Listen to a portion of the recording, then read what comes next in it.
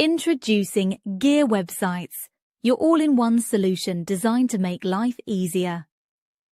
Whether you're a busy professional, a student juggling multiple tasks, or just someone seeking simplicity in daily life, Gear Websites has you covered.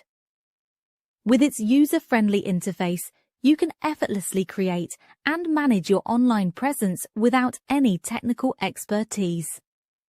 Need to improve your gear, start a blog, or even learn a new skill? Gear Websites does it all. Enjoy seamless integration with various tools, ensuring that you can connect with your audience and manage your content efficiently. Plus, our responsive design means your website will look stunning on any device. Don't let complexity slow you down. Experience the ease of Gear Websites today. Visit us at gearwebsites.com and take the first step towards simplifying your online journey.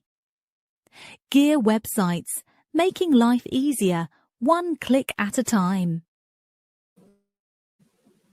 Okay, thanks for watching. We're going to be chatting about a show that was on Sean Ryan. So it was, I'm going to go look at it over here. Actually, do I have it in the comments of this thing? Anyway, we're going to be chatting about a show that talks about some future tech. We got Rob from New York Outcast joining us. Thanks for jumping in. Thanks for joining. Yeah, thanks for the invite. And we were chatting the other day, and kind of this came up, I guess, in a chat, right? We were just talking, and I think we were chatting off air a little bit too. But I mentioned it. You said, I'm interested in checking that out. So I sent you the link, and then we kind of said, hey, let's chat again once we have checked it, once you had a chance to watch it. So I did the same. I watched it again. I've watched it about 4 times now altogether. And same thing as you. I watched about half of it and then fell asleep, and then watched it pretty much all again while I was doing some stuff this afternoon. And some of the questions that you had, I think actually were answered in it now that I've watched it again. But I'm trying to find it with my other, another monitor here. Next time, I'll let you talk here for a bit, and then I'll go find it, and I'll put a link to it in the chat here. I'll just say we've got links out there to some other people. We'll see if anybody else joins us, but we'll just chat for a bit tonight. We're on X, we're on Facebook, and we're on YouTube. So if you're on one of those places watching, feel free to be part of the show. I don't go live just to do it. I go live to create a conversation. So be part of that conversation. Anyway, New York Outcast here is obviously up in New York. And we start off with, like, what was interesting, or how you recollect the show, or like your summary of it maybe, and why it was interesting, or what was interesting about it. And I'll start looking for the link here so we can show everybody else. All right. Let's see, try to put it all in perspective here or whatnot. Basically, what I would state is it was kind of a show about technology, limitations, why there's limitations in some senses, which may not what you may first think. Basically, potential, obviously, new ideas. So it's all in all, I thought it was an interesting conversation, and found it basically, I guess, as I just stated, very interesting in the sense of the technology aspect of things that I've kind of heard about, but I didn't realize are kind of where they're at. So, I mean, these kind of seem like things that could benefit humanity as a whole. So it's a little, to me, it's a little upsetting that in some cases, technology isn't available or we aren't pushing more in certain ways. But as it came up in the interview, there's several reasons why. So it's a long interview, 3 hours and 9 minutes, I believe. So they talked about quite a bit of stuff. Everything I think they bounced on, from religion, the culture, to basically the technology. So a few different aspects. But if you're into stuff like that, I think it's worth checking out. For sure. So I found it, and I put a link out there. I'm highlighting the link, I think. Yeah, I'm highlighting the link on the screen. So Sean Ryan is an interviewer. I think his deal, I know he was a SEAL, and I think he was also in the CIA. So after those two careers, he's doing YouTube, and he's in the wave of like vet bros, people that came out of the military. A lot of them are SEALs, but most of them are special operations of some sort or another. And they do these interviews, and they started kind of all interviewing military and military adjacent people, but then they started to spread out, and Sean Ryan spread out into, I would call it like Art Bell, like the kind of stuff that you would hear in the middle of the night on the radio shows. So UFOs and conspiracy theories, and what people would call conspiracy series, but sometimes those things turn out to be more, more interesting and less more reality and like interesting than you would imagine sometimes. So anyway, he can do some alternative guests, and in addition to just standard military stuff. So is that setting the stage with the interviewer, the person he interviewed? I'm going to read the description of the video that we're linking to, the video we're talking about. So the video is from, does it say, May 22nd of last year? So it's not quite a year old. It already has more than 1 million views, and it's on the Sean Ryan Show, and it's his interview number 202. The guest is named Stephen Quast, probably saying his name wrong, but it says he's a retired U.S. Air Force Lieutenant General and co-founder and CEO of Space Built, a company reimagining the entire spacecraft life cycle to enable scalable, sustainable space infrastructure. A 1986 U.S. Air Force Academy graduate in aeronautical engineering, he served 33 years commanding units like the 455th Air Expeditionary Wing in Afghanistan and the Air Education and Training Command. A combat-tested F-15E pilot with 3,000 plus flight hours, 650 of those in combat, he also holds a master's in public policy from Harvard. A key advocate for the U.S. Space Force, Quast now leads in innovation in space technology and speaks on national security, space policy, and economic development beyond Earth. So now that I've read that, I think that's a part that when Rob was kind of summarizing it, I think that's something that after listening to it now for like the third or fourth time, I've been able to hear more of the stuff. Before I guess I'll start with, when I first heard this, I was just listening to podcasts. Nobody told me to listen to this one. One day I was just doing work here, and I listen to podcasts when I'm doing work. And the name of it they've changed the name of it, but the name of it was something about why is China harvesting helium-3 from the moon? And I was like, what is that all about? Like, I don't know what helium-3 is, and I didn't know China was on the moon at all. And why are they mining anything on the moon? So everything about that title made me listen. And once I listened, it blew my mind. Like, I have not listened to a podcast that has opened my mind since ever. Like, this was the biggest one. I really, really enjoyed it, because the guy, his job in the Air Force was to listen to new technology or to evaluate new technology. So he's aware of a lot of new technology. And the first time I listened to it, I was just blown away by the technology, his descriptions of it, and how far along we are. Like Rob said, like, I knew of some of these things. I had no idea either how far along we are or how far along other countries are developing it. So that part of it really got most of my attention. But as I listened to it like the third or fourth time, I noticed that he talks a lot about like why we should be developing this stuff, in addition to just being competitive with our allies and our adversaries, but in it, as humanity, why we should pay attention to this stuff and what we can achieve with this stuff. So it's a pretty, when he talks about the space policy and economic development beyond Earth, he really does have like a vision for humanity, or what do you want to call, like, humans getting off of Earth and just developing space in lots of different ways, not just Mars, or not just the moon, but like, lots of different ways. And when you if you think about humanity as something that's going to live long beyond just Earth, either far beyond or long beyond, or however you want to look at it, at some point we do have to take off from Earth. So do we do that 700 generations from now, or do we do that this generation? Like, it's actually pretty crazy how close we are to being able to do it.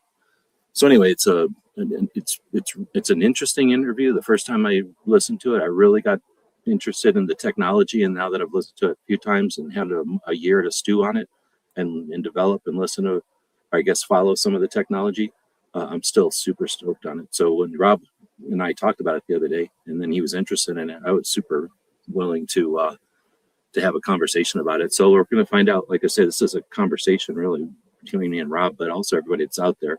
So hopefully take advantage of that and be part of this, even if you didn't listen to the whole interview or just even any of the interview. Hopefully you can weigh in on some of the stuff we're talking about. You want to just talk about some of the tech then, and then see where it goes from there? Sure. Yeah, I would say maybe tech, and what was your like biggest takeaway from it? Like, was it positive, or I guess how was your takeaway from it? Was it like a positive thing, or negative, or neutral? Kind of neutral, I guess. I mean, positive with the idea of what could be done, the hope, but where it gets neutral is, government interference. So the whole system would kind of need to change, and until the people that are in those positions can transfer somehow, how they make their big money, I don't think anything's going to change due to politicians, lobbyists, and stuff like that. As far as for the average citizen, I would hope military's already on this stuff, or I'm sure they are with some of it.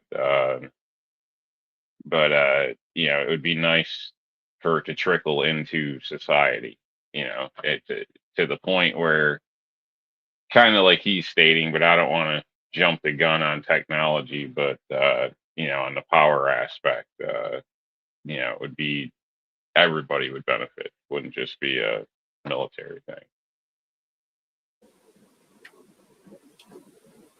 Okay, so then so some of the technology that they talked about has to do with what the Air Force general guy, is involved in, and then some of it was just general technologies, let's say like quantum or what's the other one, AI or things like that, and then some of it was like power from space, and just the idea of, I mean, if you want to consider quantum computing, like, some of those achievements of humanity or whatever. So they talked about some of that kind of stuff, and then how we treat the planet, and then that kind of thing. But I guess as far as technology, like I say, they kind of approached it not just like, all technology in the future, just in theory, but the stuff that this guy had experienced or like been demonstrated in the Air Force, so he had some experience with it, or the companies that he's created to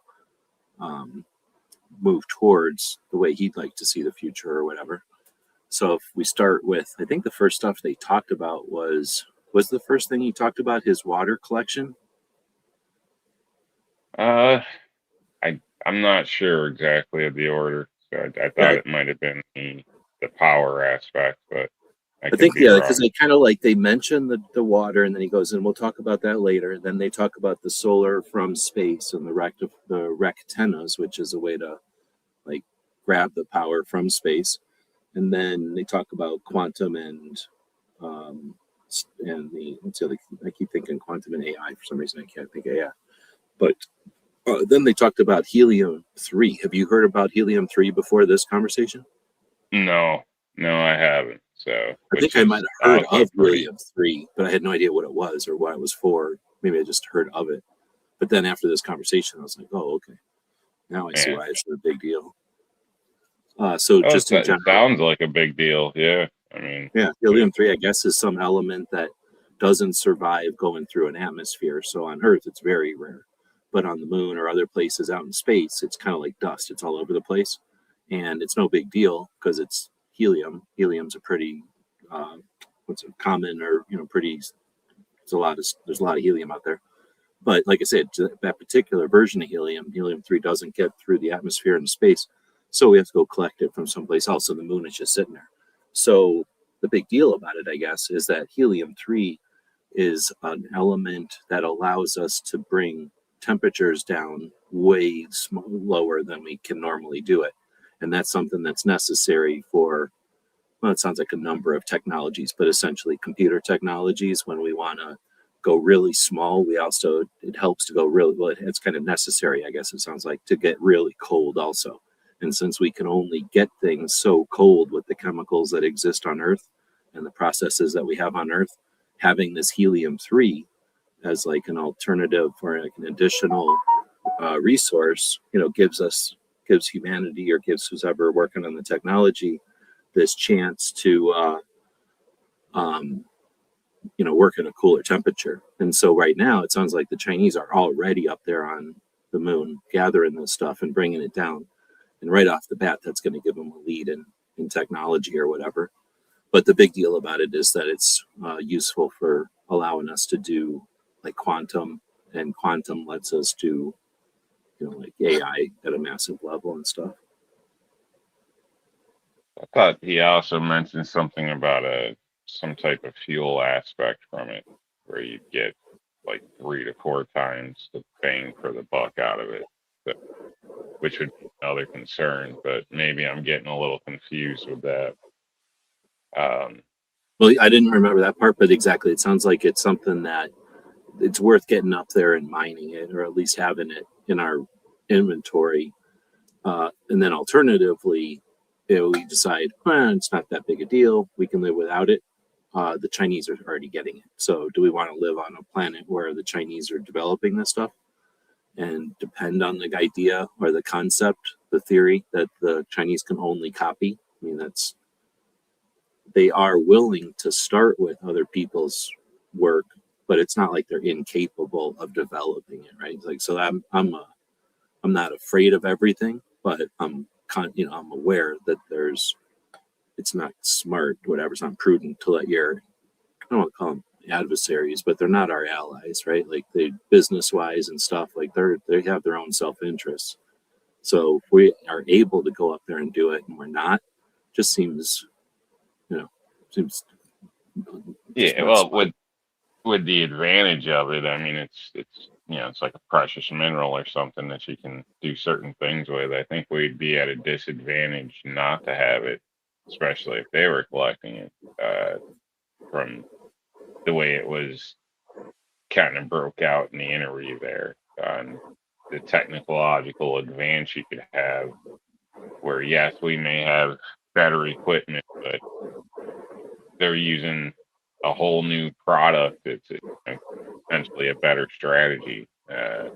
Could be a problem. So, but yeah, definitely, it seems interesting. I'd like to know more about it myself. But helium-3 was definitely mentioned, brought up with that.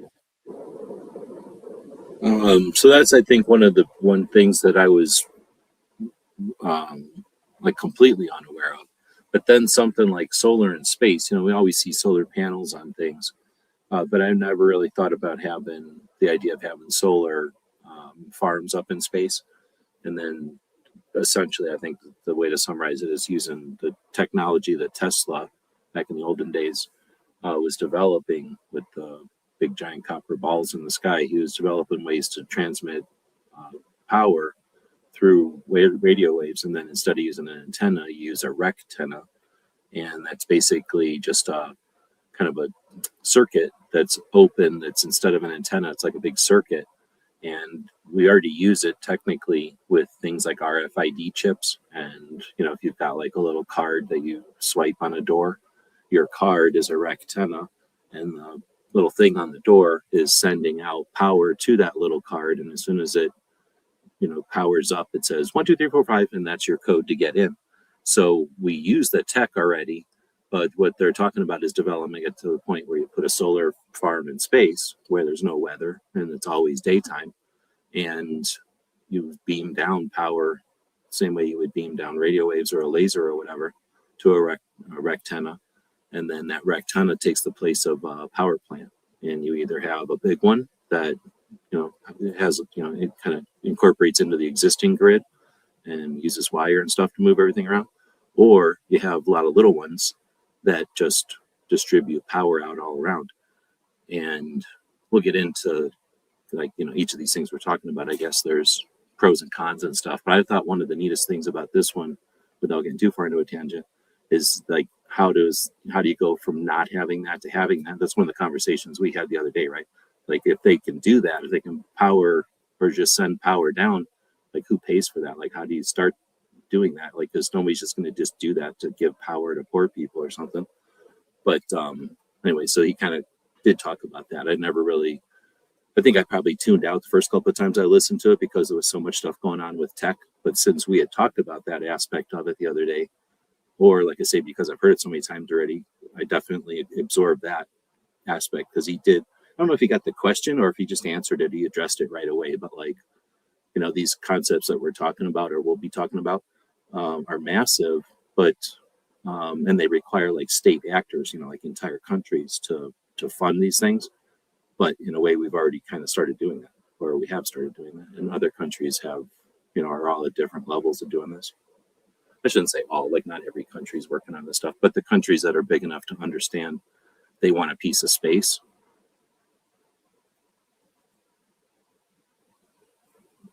Yeah, and I think I'm not sure if he brought it up or if it was in something else, but as far as the power, obviously be collected up in space, huge solar farm,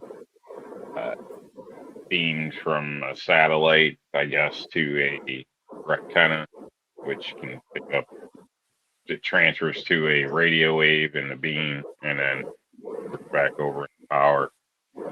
And I guess with the radio wave aspect, there's already ways that they can figure out how to monitor, gauge it.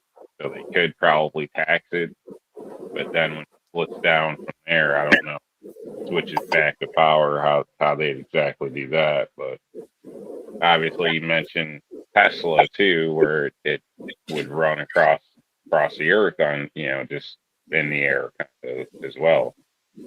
But again, I think that those are things that would be way, way in the future. When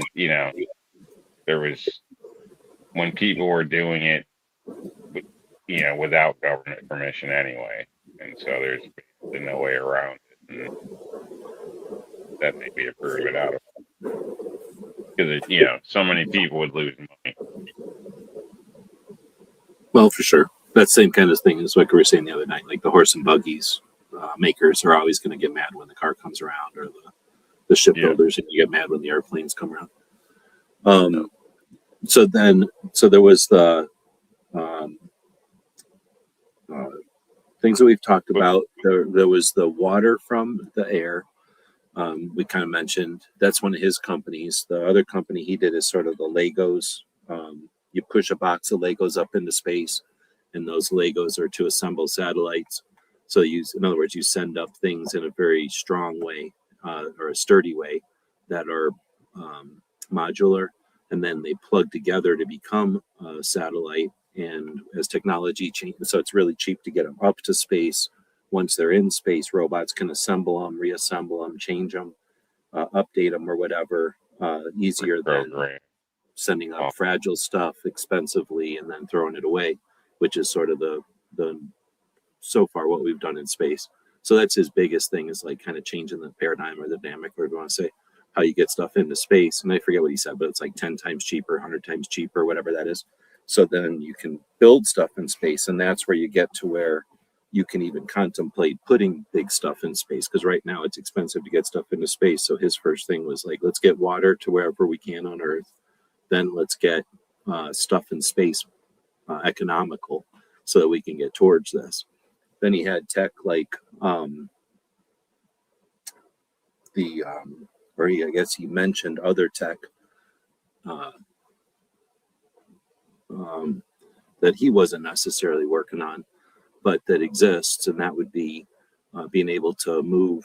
And I thought this was one of the biggest things. When I first heard the conversation, I was kind of blown away by the idea of being able to take 100 tons of stuff, lift it up to that point in the atmosphere where you're not really in gravity anymore, but you haven't left the atmosphere. And at that point, when things are essentially weightless, you have very little atmosphere, so you can move things really quickly, even if they're heavy. So, like shooting things up to that altitude, and then being able to move essentially the speed of sound with jets to wherever it is on the earth that you need to be, staying in that altitude, and then being able to just drop down 100 tons worth of stuff. He talks about that for, imagine like a NATO role or something, for like emergencies and stuff. But once you can do that, then if you have like a flood, or if you have, I don't know, like just a catastrophe of any kind, you can then have people help each other real easily. But he's also, I guess anything we're talking about could be used for military. So that would be, the negative side of it that I'm kind of blowing off. But I'm looking at it as, like I say, the first time I heard it, I was like, wow, this is better than science fiction, because this is a guy talking about things that already exist. So now taking 100 tons and shooting it up to the part in the atmosphere where it's weightless, that's already accomplished, and Elon Musk has already done that like 500 times or whatever. So that's not even a one day type of thing. The next step is, because he's always taken his stuff to, what do they call that? Like put stuff in space for Starlink and all that. Like he's doing it for himself to get better at the whatever, to keep doing it so you can get bigger rockets up there and more stuff up there. His goal is to get to Mars or what. But that technology exists now, and other people will emulate it. I guess there's a company from Australia that already can get stuff up into space, just in a similar way with reusable rockets. They're just a little further behind than him. So now there's multiple private entities that can start doing this. So that's gonna, once you got a private entity doing it, sure, they'll do it for money, but they'll also be more apt to do it for emergencies and that kind of stuff. But then I guess potentially, like I say, we could see, I don't know, like that's the thing. Do we see wars happen because we can move stuff so quickly? Or do we see wars just start to end because we can do stuff so quickly? So, I don't know. Like, I'm just throwing shit out there. But if we see, the end of a bombing situation somewhere, and then instead of just walking away and washing our hands of it, if, an hour later, a bunch of rebuilding equipment starts to appear from the sky, what kind of world is that? When we have wars that immediately get fixed, because that could be a possibility.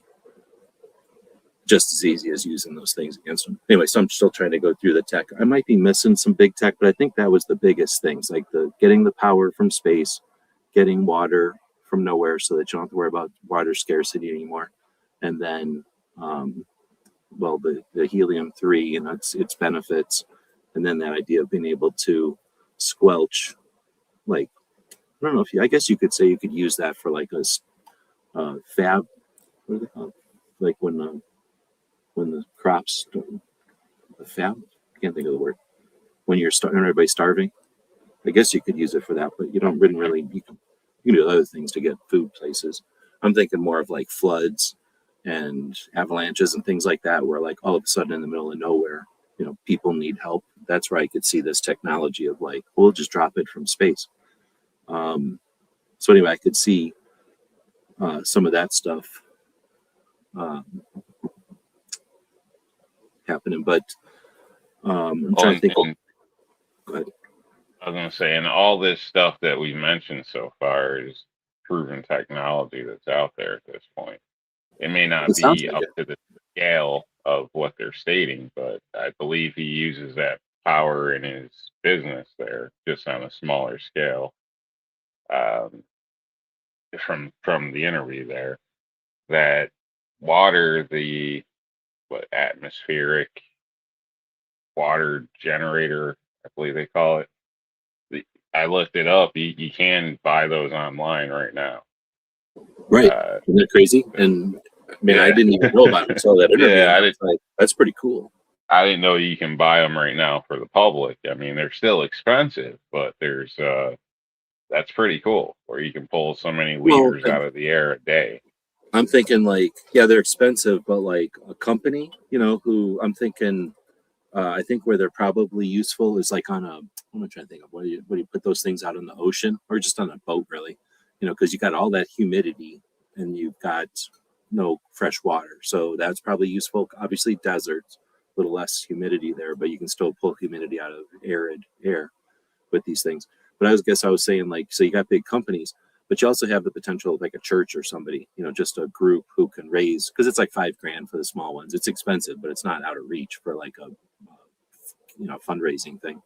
And now I could see, a church in sub-Saharan somewhere needs one. So, a sister church or a fellow organization finds out they need it. And, now that things exist, that kind of stuff is possible. And, how long does it take before enough of them are made that there's a substantial dent? Like, I think probably a while. I think that there was it Steve Jobs or something? Not Steve Jobs, the guy from Microsoft. I think the guy from Microsoft was investing in atmospheric carbon, like pullers or something. And he did them on massive scale. And it wasn't enough to really put a massive dent. And I would figure it's got to be something similar with water. Like, you probably have to have a pretty big infrastructure of these things before those places in the world that are dry, are no longer considered dry. But I think at some point, like with greenhouses, we used to think, oh, there's places that you'll never be able to grow food. But now if you look from space, like if you look at the north of the Mediterranean Ocean or whatever it's called, in space or from space at Spain, there's whole sections of Spain that from space they look different because they're greenhouses. They had all this sand, so they just made a bunch of glass with the sand, and then they turned all this, like the portion of Spain near the Mediterranean, into greenhouses. So they were able to like terraform the desert. It's not ideal. There's a bunch of greenhouses there, but they can grow a ton of food there, where at one point it was nothing. It was just arid nothing. So I think that's the potential, is that, places where people are fleeing from now because they don't got food. One way to alleviate some of that is to have water so that they can grow food. But again, how long does it take before there's a dent there? I mean, I don't think it's probably decades, right? It's not like tomorrow there's going to be, everybody's happy or anything. Yeah. I mean, it sounds like, if you have the finances, you could probably contact somebody and get them bigger. Because it's basically the size depends on the output. So, yeah, it's pricey for the average person, but almost like a home generator. I'm sure, there's people out there that could afford to have a system that would provide what you need, in a sense. Also, you could stay on a smaller scale, maybe for camping or something along those lines, or the cabin in the woods or whatnot.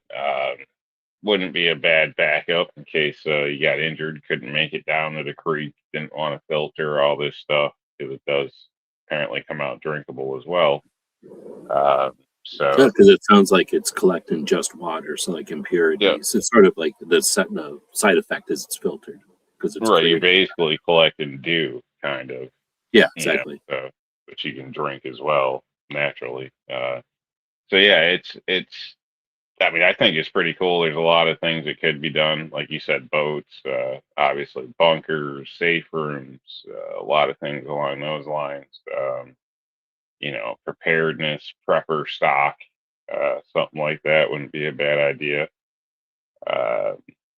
So, I can see a lot of room for it. It's just, when will it get affordable and approved by governments for you to put it on your property and cut yourself off, or, city supply, or because they did talk about Musk, right?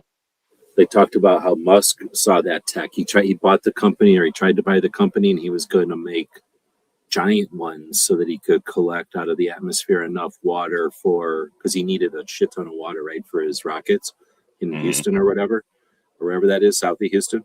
And the salt water won't work, and desalinization is expensive. So he was going to use this technology to create water.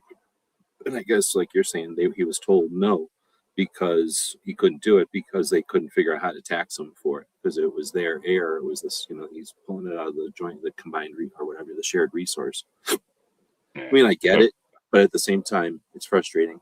But at the same time, I don't know. I mean, it's not quite the same as rainwater because there's no like massive industry for rainwater. I'm trying to think of something there is though, but there's things that we've had to deal with, and we figure out how to deal with them or whatever. Like there's things that are uncomfortable or frustrating. I don't know. I'm getting off on a tangent, but like a fishing license or something. There's a lot of people that go, "Well, there doesn't need to be no fishing licenses. You should just be able to go fishing."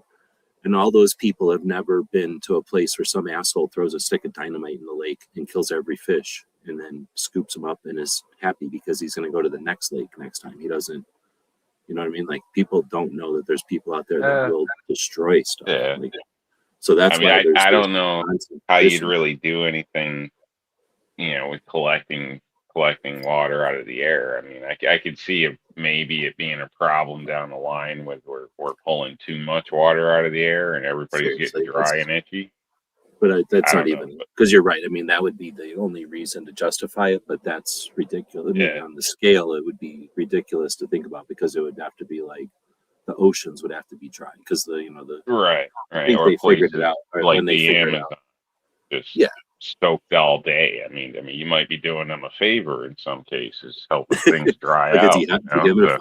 Yeah, exactly. So would it be that big of a? I mean, I don't see why they would need to tax you. I mean, the person that created it they're paying taxes on their business. Well, they're going to pay for electricity, materials or taxes. Yeah, electricity, unless you run it solar, because they do have solar ones as well. So that's true.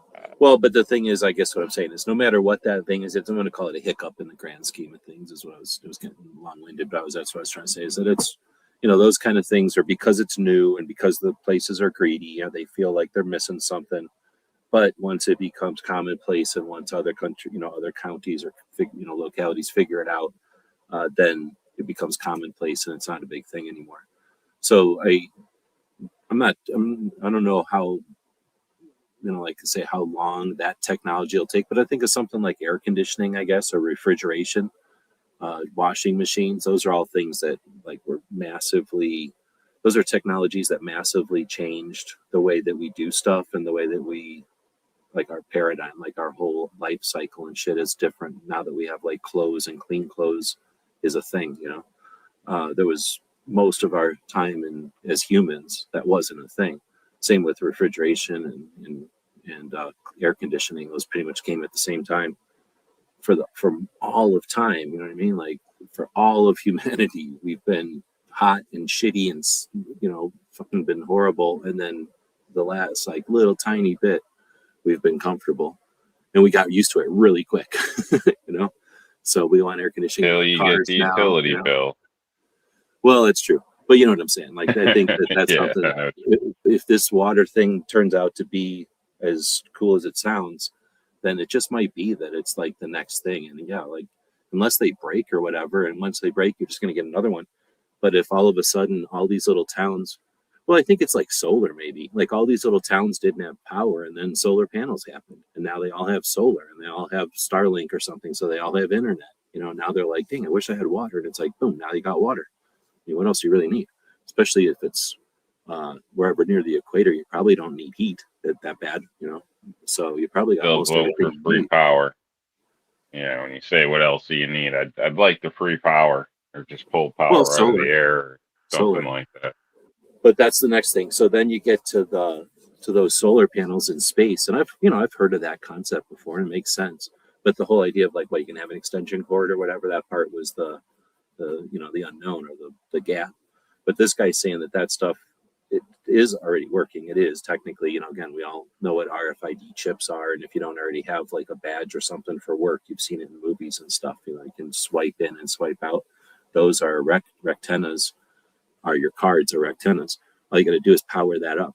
So when you power that up, it's sort of like the giant power lines, there's AC, there's DC, and it's like amps and volts and stuff. So once you figure out that you can zap power to a rectifier like that, and I guess you could just say wirelessly get the power from space, those solar powers in space, solar powered farms in space, down to Earth, then you start thinking about, you can either have a big fat wire coming down and having like a lot coming down, but then it gets dangerous, right? Then it's like if somebody flies through there or if a bird flies through there, you know, it might be dangerous.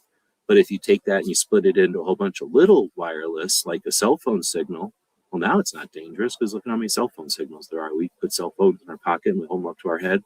You know, we're not concerned about that wavelength. So when you start thinking about having solar power, you know, I don't know how it's going to happen at first. Like I say, the Chinese are developing it. I don't think we have any companies developing it here. So that's the frustrating part.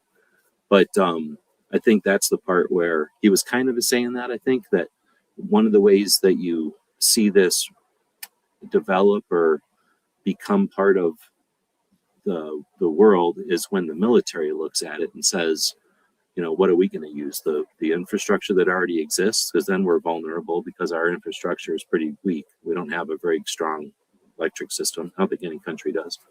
And then if you talk about generators for powering, like, you know, a unit or a base or something, you can only run generators as long as you've got gasoline coming in. So if there's any kind of supply issues and some kind of a war, then your generator idea isn't so great. And solar panels are okay if you're in all those places where solar panels work, right? And if you're not, then that makes solar panels a lot less appealing. So you really run out of options pretty quick. You get to like cold fusion, which doesn't really exist yet, and you get to like nuclear. And that's probably where most people go to, is like small nuclear, you know, so you get like briefcase size, you know, air conditioner size nukes that can run, you know, like kind of like a mini version of what they put in a submarine, that you can run a city or a base or something for a very long time. And then you just throw the thing away. But like a very long time is like hundreds of years, and then you throw the thing away. That could work, and that's not like the worst thing. It's sort of like a giant battery. But when you start thinking about selling a giant solar panel in space that you can guard because it's in space, it's really hard for other people to get up there. So you can guard it. And then you distribute it not to one big pipe, but to a whole bunch of little pipes. So now every one of your units has its own little distribution of power from space. It's real simple to sell the Army on that. And look at GPS. The only people that bought GPS was the Army and the Navy and the Air Force. They bait it, put it up there. And then hikers were like, hey, we want it. And like pilots were like, hey, we want it. Everybody else is like, hey, we want it. And now it's in our cell phones. Like everything has GPS. My dash cam I installed today has a GPS in it. So, you know, how long before power is just, and like you said, one of the reasons they couldn't do it, I'm jumping around, but one of the reasons they never did this originally was because they couldn't figure out how to charge for it. And he's like, now we can charge randomly. Like, we know how to do this now. So if we said, here's your cell phone, it gets powered from space, like you'll never have to put a battery in it. Like, it's not solar, it'll just get powered from space. And if you need to charge something, you just plug it into your phone and it charges from space. You know, they'll just charge you for how much power you're using. So now the electric companies will create that infrastructure. And then for us, at least, now it exists because the military will create it and the power companies will multiply it. And then boom. Isaac Asimov already said this stuff when I was in school. I read Asimov nonfiction from like the 60s, and he had theorized this concept that we'd be walking around with stuff powered from space with lasers. His idea was lasers. And in a way, I guess it is lasers. But anyway, I really think that's that part of it. After I listened to it this fourth time, I absorbed that part where he talked about how the military would probably incorporate it as like a non-centralized power strategically, like, as a tactical thing. They don't want to have generators. They don't want to have to rely on the country's infrastructure. They want to be isolated. So they build it or create the first versions of it so that they can have power from space. At least that's how I heard it. I don't know. Yeah. And they'd be able to implement it anywhere, basically. So, or several places at once or whatever. So I'm assuming it would be sort of like nice. the Starlinks. You put a bunch of them up there and you have your solar farm over here because it's always in the sun, right? Like over in the part where it's never going to be in the shade. And then if you can zap it to Earth, that means you can zap it to a solar. You can zap it from here to here and then down to Earth. So that's what I'm guessing is they'll just constantly be making power and then zapping it down to who needs. Yeah, relaying it down to whoever needs it, wherever it needs to be. makes sense. Obviously, you wouldn't have to worry about, storms, you know, uh, Really, the only thing you have to accidents worry with about lines is going down, all that type of stuff. we'd probably still have Obviously, accidents. There must be some space dust and shit like that. But you'd have a maintenance crew up there to deal with that. But I think probably the worst issue would be another country fucking with us and throwing a big rock at it or a missile at it or yeah, something. yeah. But I mean, like, with compared to our power structure now, like if you talk about the grid, a tree could Oh yeah, fall, somebody can run into a pole. Obviously, the military has generators, all types of stuff, but uh, all that stuff, takes energy. You need fuel, you need, whatever to make all that work. So well, all and you again, had to and if worry about was, somebody's some antenna thing that you could pop up anywhere. It's probably the cheapest part of the system. Almost any unit could be the power could be brought to. So it's basically creates I guess, it's a target, but it's such a cheap target. It doesn't matter. You could have them everywhere. yeah, So exactly. Just like those like big circles that are this like magnetic cell phone chargers. That's probably the same thing, and just a bigger version of it.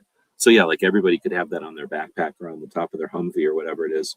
And like you say, then you'd have to take out every single Humvee to get rid of it because like any Humvee that's left could now be the downlink, and then it mhm. plugs into whatever copper system recharges everybody's phones. Um, but then I don't know how long that takes too. Like how long did it take for cell phones to become ubiquitous, like like part of our society, whatever that word is. It didn't really. I mean, did it take 20 years? It took 10 years. I mean, it Took kind a of took a while. minute. Took I a minute can when they were big, I think, but as soon as they become like smartphones, like boom, like people gave them to their kids and stuff. Like when we were first seeing smartphones or first seeing cell phones, they cost so much. Like you'd let a kid touch it, but no kid ever had one. Maybe the richest kid on the planet had one. And then for a minute, their cell phones got cheap enough that you could almost give them to a kid, but then smartphones happened. And I think at that point, we got really comfortable with them. And most people don't want to be without one if they're out and about, right? They think like, oh, how am I I don't have a map. How do I call somebody if I'm out and about? When I think about my first road trips, like you had phone numbers and dimes, and well, it's probably back then a pocket of quarters to be able to make paper maps, paper. printouts that you Exactly. might have got from online before you left if you took the No, time. even before that, it was like you'd go to the AAA's place, and she would like highlight with a marker on like seven different, like a map of Tennessee, a map of Kentucky. They like mark out where you're going to drive, and you'd flip maps. But yeah, so we get comfortable with shit pretty quick. So I'm thinking that if that happens or when it happens, I shouldn't say if, because I really do think with the way that he described it, since there's so many large states working on this stuff, that it's inevitable. Like it's just a matter of who gets it first, and if they wield it as a weapon or if they wield it as a branch or whatever you call it. I mean, unless there's some really bad Achilles heel that we're just not seeing, I would, where you could easily counter another country using it, then I would assume we would be at a loss not to acquire it. And so once you have that, once you've got water, that's when I think it gets really interesting, because then you have, if no one's fighting over water and electricity, and everybody's pretty content, because with enough electricity, you've got air conditioning and everything, so you can be pretty content, and you can be a player in the be a part of the conversation, like Steve and Noel, right? Um, then you can. I think that the world, at least in my opinion, I don't know, I can't see the future or nothing, but it seems like there's just less stress and less reason for people to want to say this is mine, and like fight for it in the big, the sense of like countries fighting over stuff.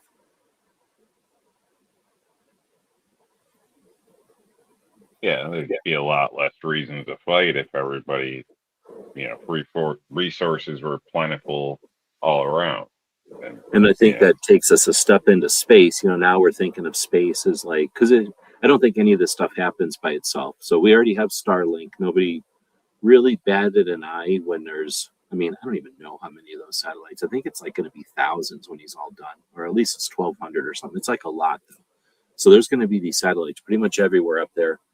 Nobody really cared. Now, it's probably not the best thing to do because it was a private guy just doing it, and the whole world has to deal with satellites up there.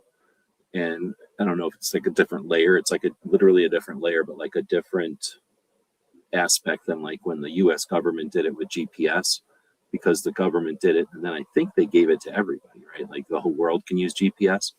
Starlink is more like, I'm going to put it up there because nobody says I can't, and I'm doing it. I can, but I'm only keeping it and I'm not giving it to anybody. So it's a little bit different, you know. So once there's a couple of people like Elon Musk trying to throw stuff up into space, they're probably going to have to make some kind of rules about who can throw stuff up into space.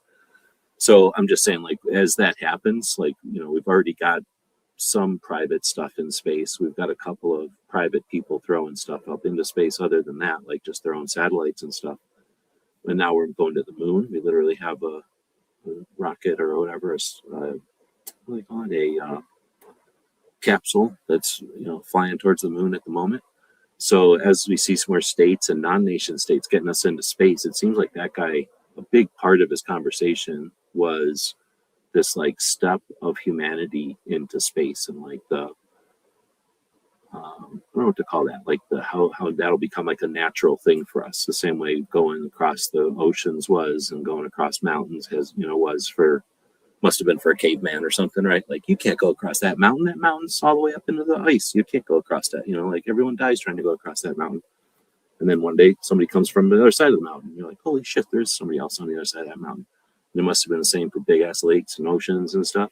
So, you know, in a way, I think that guy was saying this is humanity's way of like getting ready to hit space as a place we can be instead of just a place to look at. And I don't know. I guess what I'm saying there is I don't know what the implications are of that when the whole world is comfortable and has this like concept that like maybe I want to get a job in space, or maybe I want to, you know, be part of the space thing. Like it's just a whole, you know, we kind of need everybody to be engineers and stuff. There's sort of like a reason to be engineers instead of, I don't know, like in the 80s, what was the point of being an engineer? I think there's probably a reason like people were content to just sit around. There was nowhere to go. There was nothing to do. You know, Cold War was kind of ending, but there was no new frontier. I don't know. Maybe that's from a science fiction movie. But anyway, I don't know if I'm going too far on tangents there. But as far as the tech and taking humanity into space, I don't know. Any thoughts on that one? I think it's probably inevitable, kind of as he said, and I think he may have said, you know, they kind of had this, or he had this picture where he thinks at some point the Earth may be basically like a park where you don't have, you know, power lines, all that type of stuff. We don't need big industry, mining, anything that would basically pollute Earth on Earth anymore, because we could do pretty much all of that better in space, in a sense. That's how it was coming across. So, but yeah, I think you just said what I was rambling on about was you just said it way more concisely. So that was the question. Like, what do you think? Is that far fetched, or is that like inevitable, or somewhere? I don't personally know if it's inevitable, I guess, but I think, yeah, I think it's definitely possible, and it would make sense if, you know, Earth is our place, our home. We try not to pollute it, and if we can, you know, build everything and at a, you know, a better pace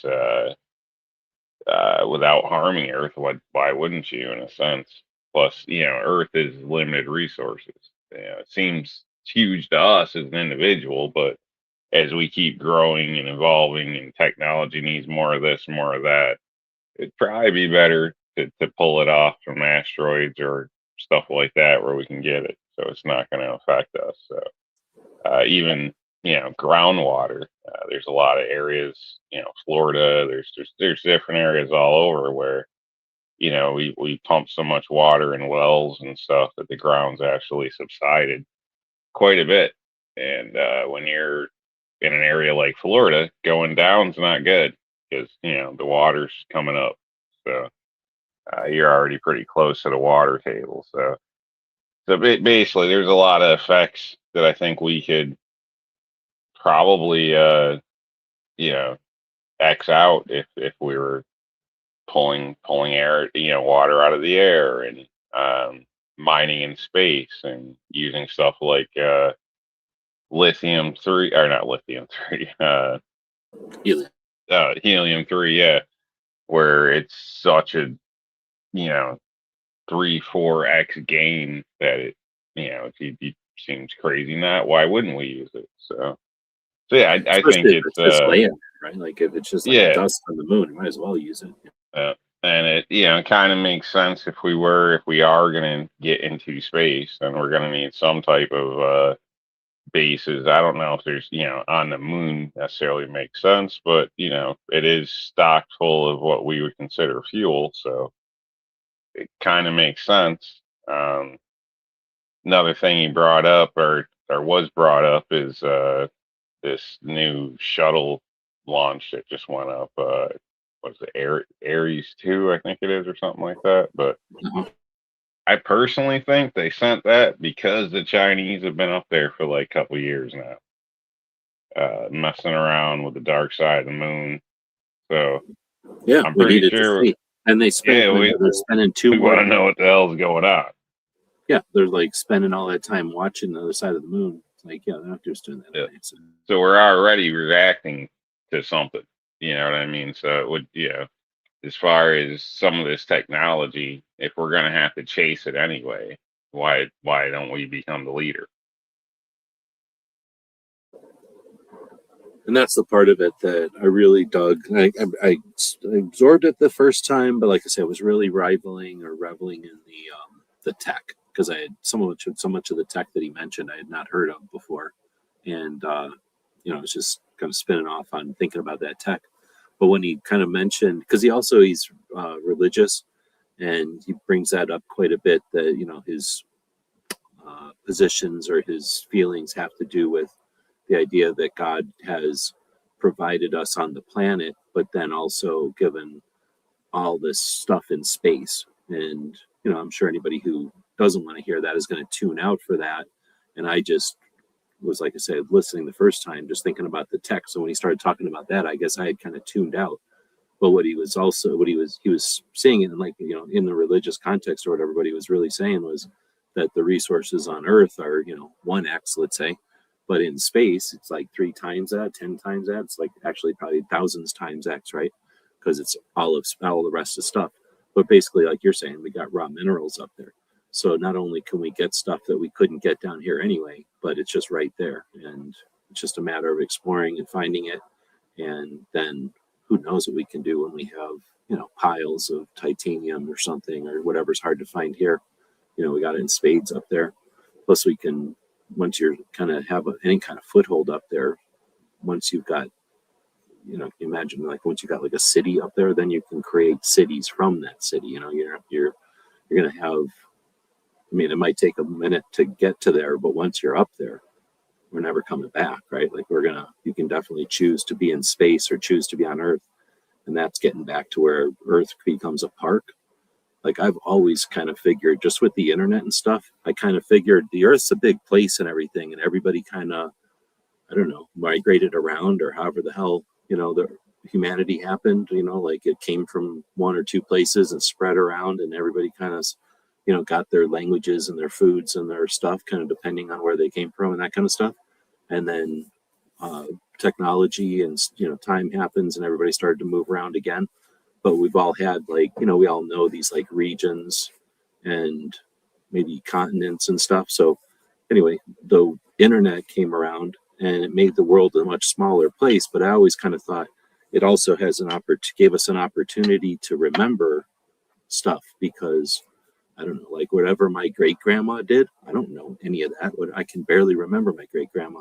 but because of the internet, because of, just the way that we share information and stuff nowadays, if I wanted to either visit there or eat something from there or see what they wore or something, wherever she's from, like, that's possible now. So I'm thinking that with the internet, as much as it blends everybody together, it also allows people to remember and like archive, their roots or whatever. So I could see where humanity is either in space or on Earth, that the people on Earth like dig into whatever it was, like if they were German or if they were Swahili or if they were, I don't know, Colombian or something, like they're gonna cherish all those recipes and all those traditions and all those ceremonies and all that kind of stuff. And kind of like in Star Trek, I guess, where you go to a planet and it's all like essentially that, the remembrance or the continuance of those traditions and stuff. And the people that were like, I'm sick of that. Yeah, right. And the people that don't want to do that go to space and they live in space and do whatever. But so I think in other words, once you don't have to do everything on Earth, the people that don't like that stuff can just leave. And then they don't have to have mines on Earth. They can have villages and cities and stuff. And they're, I don't think you're going to see like over population or anyway. I just think that once there's a pressure relief or like a valve or whatever, everybody can stop squabbling about what line on the, line on the mountain there is, and just enjoy their time because they can get their power from space. Like you say, they can get whatever they need. I don't know. Maybe I'm looking at Star Trek and just thinking that's coming. I don't know. I think it would definitely open things up. I think it would also create issues with, some religion in a sense, because probably seems like some people are dead set against it, or for different reasons or whatnot. But obviously, there would be a lot more room available, so people could do their own little thing somewhere.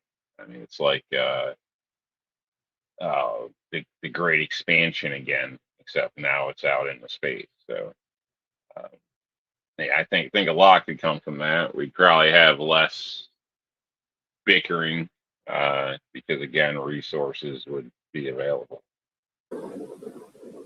Sergeant Smith is saying I power my truck with NBMW from Magic liquid drilled out of the ground.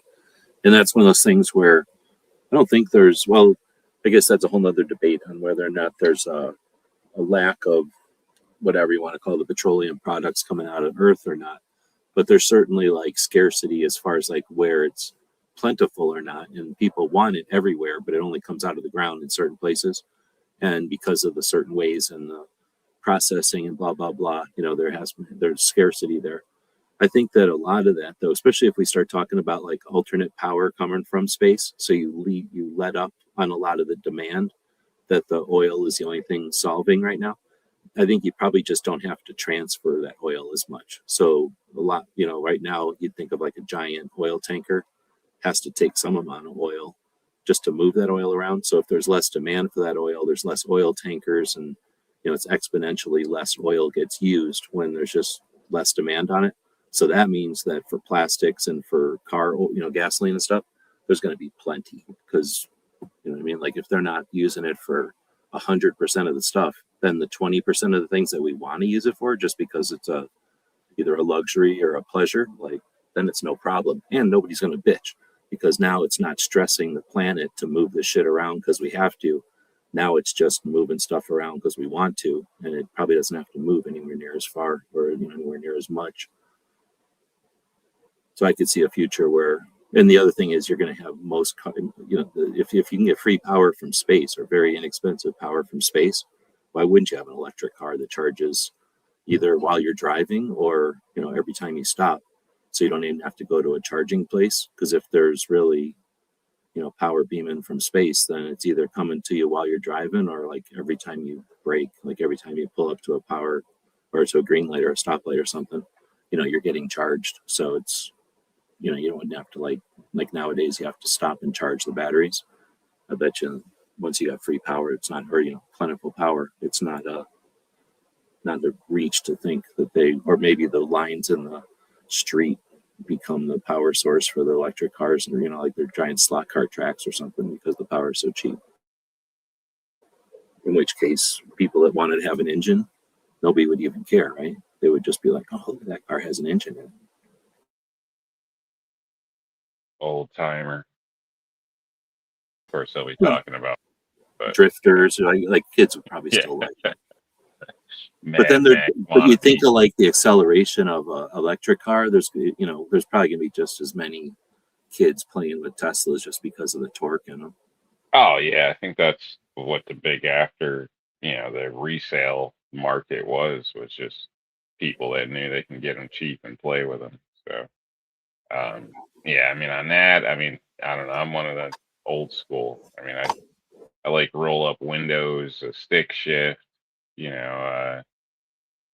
where you feel the car, you're one with the car, kind of. So I don't know. That's me. And the whole power from space. I mean, I'm sure that's a thing. That's probably going to be a thing, but that's going to be one of those things that I won't like about it because, everything's a double-edged sword. And if you get on the wrong side of something, now your car doesn't work. I mean, we're already looking at that pretty much now with the government kill switches that are implemented in all new cars from this point on, basically. So, state of emergency. If you're not a high whatever in need worker, there's no reason for you to travel. You're shut down. You can only go to the grocery store or 5 miles from your house or something.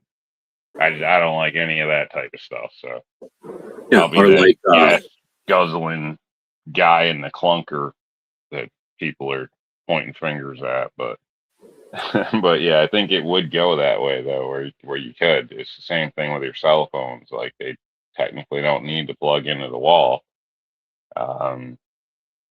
Like you were talking about with the cards, it's already kind of been known that they can, since Snowden, they can get into your phone anytime they want if it's turned on, turned off, the same way, and power it up themselves. So, so it's already, could already be there in a sense. So, but again, like in a whatever you call like a fraction of the way, but yeah, it's technically it's already there. We just don't pay attention to it. Pretty much. Yeah, some crazy stuff. I mean, I know you didn't mention military aspects on like being able to move. What is it, 1,000 tons or something like that? Well, he said 100 tons right now. 100 tons, yeah, but that's but a it's lot. Gonna be bigger soon. And the thing is, if you got 100 tons and you move it to where it's weightless, then I'm guessing that means they're going to put platforms up there. So you're launching from here to there, like a big platform jump, or like a jump to a platform that's weightless up there, like that big aircraft carrier in the Marvel comics, I think. But there's some kind of big platform so that you don't literally have to. If you have an emergency, you don't have to first jump into space. You're going to stage some shit up there, and then once we have these platforms to jump up to, we're probably going to have like 8 of those because they shift around. So yeah, that's massive infrastructure, and then it's pretty much whoever does that first. And it sounds like if I'm remembering right, he said China pretty much already is working on this. That yeah, I believe so. Yeah, I think it's like sort of like when they do talk about they can just drop a rock. Like you don't have to have a bomb really. You're dropping a rock from space, so it's gonna hit the ground like a bomb. So you can do some damage, and you could be devastating. So it's really just a matter of like, if you're gonna, what do they say, like be an open palm or a closed fist once you got that tech. And technically, I don't think they would actually need to stage something. I mean, that would probably, I assume, evolve to that. But I believe you'd be able to, just launch send 3 people, rockets. send equipment or people to a launch site, send it right up, and within an hour they could have it deployed wherever they wanted across the world. It'd probably be like we had with the nukes. We'd have like the nukes. I know the ones we had in Arizona, they also had in Arkansas and then in Kansas. So like they probably just have 3 places where they're ready. And that way, if they need them, they got all 3. And if something happens with one, they've already got a backup all the way. So yeah, there's probably just going to end up being a multiple or a number of these That- places where people are ready to jump into action. And it'll either be like grab a gun or grab, some kind of like a stretcher for a first aid kit or whatever. Yeah. I think that would be a huge game changer as far as war on Earth, because For sure. you can have, be surrounded by an army, within an hour anywhere in the world. That's gonna make you think twice. Seriously. And it's Or- not just like an army, but like tanks and headquarter buildings and like jails and like entire infrastructures are dropping all around you, or like into a big field nearby, and you're like, what the hell? I didn't even hear a helicopter. So, I mean, obviously, if somebody's going to have that, I would root for our team, home team, obviously. Yeah. 'Cause that could be a big problem. And I think that was that may again be like a big chunk of that guy's whole point of being on that show was like, these things exist, we can ignore them, but other people aren't. Like we can, we're spending millions, they're spending billions on these things. Yep. Yeah. That's what he said. Exactly. Yeah. And I think you're right. That probably is the point of it. But in that sense, I definitely support it. I mean, I think he's right. We're asleep at the wheel if we just ignore this type of stuff. So whether we're following it or not, which I think we should be on this, but we should at least have somebody keeping tabs on all this stuff so we're not caught in the dark. It sounds like Space Force was sort of for this, but it sounds like it's also for our cyber and like drones and that kind of. Well, I don't know about drones, but like preventing drones and technology and like cyber attacks and that kind of thing. So Space Force has got a lot of stuff on their plate. And I don't think they're just worried about this kind of stuff. It's I know probably NASA is probably. I don't know. I can't say that I pay attention to NASA, so I don't know. I just don't hear much from NASA, so I assume that they're not doing much either because they don't have the money, or they're just too many faceted or something, like trying to do too many things. But they don't seem like they're probably tasked with like monitoring things, probably. So they're probably not 100% able to just do what they want or do what we think they should be doing. But I don't know. I think it's neat that we have things like Musk and Amazon guy and that company he talked about that came from Australia that's in California now that reuses launcher vessels or whatever they're called. So it's cool that we have private entities in it. Yeah. I honestly think Space Force was kind of snuck in. People laugh, think it's a joke. I think in like 50 to 75 years, it's probably going to be the biggest branch, the one most spoke of, the most common. I personally think that, because I think everything is going to transfer from Earth basically to space. I mean, when you can just hit a switch and burn up half a country, what's good or ground forces in some senses. You know what I mean? It's not like it would just change. It's what I mean? It's like horses to tanks. You know what I mean? It's just well, there's the same way as nukes. Though. Like just because nukes exist, we definitely still we still fight with rifles, even though nukes exist. We don't shoot very many artillery rounds though. That kind of stuff seems to have been kind of stagnated or whatever. All that troops on the ground stuff, I think, would just be like more for control and structure, less major battles, because that would be even tougher and tougher because no matter where you stage on Earth, you're always going to be vulnerable to that space advantage or eyeball or whatever. So that would be tough to people dropping on. It would have to be like mob. What do you call those things? Like flash mobs. You'd have to have all your forces kind of distributed all the time, and then at the right time they would all come together, merge, do whatever they're going to do, and then disperse again or something. Like it'd be new tactics back or something. Into the public or something. Yeah, and obviously there could still be ways, but I think as far as like an army invading the U.S. or something would be unheard of. We had because it doesn't matter who's doing it. You'd still be able to knock out their whatever, their president, their military headquarters, whatever it might be. even nukes in a sense. I mean, it kind of even changes the game with that. Well, he Doing said stuff. something about Russia or China already has a vessel or a ship that can hang out at that level where it's not, it's like weightless basically, but it's not in space yet. And he said something like, we can't do nothing. Like that thing can already stop all of our nukes. Like all our nukes are ballistic. We shoot them and they have a trajectory. This thing can shoot down anything. So it can, it's easy to shoot down something on a arch, you know, that's a mathematical arch. It can definitely shoot down that because it's designed to shoot down helicopters and airplanes flying really fast that are, you know, with a guy controlling it, and drones and shit. But this thing can, whatever he was talking about, that Russian thing.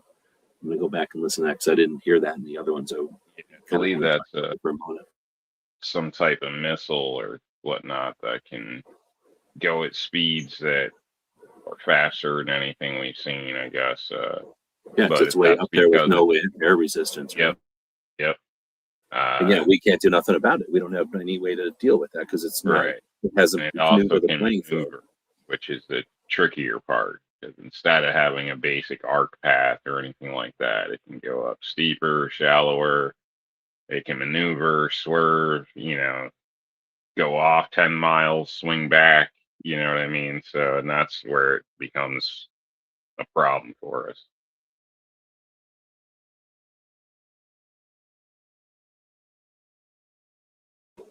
Let's see. I don't know. We're probably missing some stuff, but we gave it a good hour, something.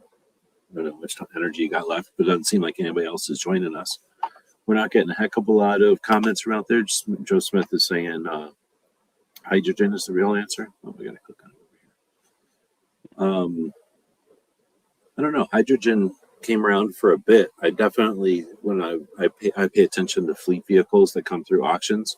So I see, or I had seen a bunch of hydrogen ones come through years ago, but I don't really think it went very far. I do see them every once in a while. You know, they're easy to spot in an auction usually because in a whole fleet of cars at an auction, these things will sell for hundreds of dollars where everything else is selling for thousands. Because in Tucson, at least, there's like 2 gas stations that have hydrogen. So I don't know what kind of mileage they get, but you know, unless it's like electric or something where you only have to fill them up a couple of times a month. Unless you live near the gas station, you know what I mean? Like nobody wants a car that you have to drive across town to fill up. And I have no idea what the cost is. But I know that it tried to be a thing. I think there's probably some benefits to it. I never was an advocate. I guess I don't have anything against it, but I don't remember knowing anything about it that made me a fan of it.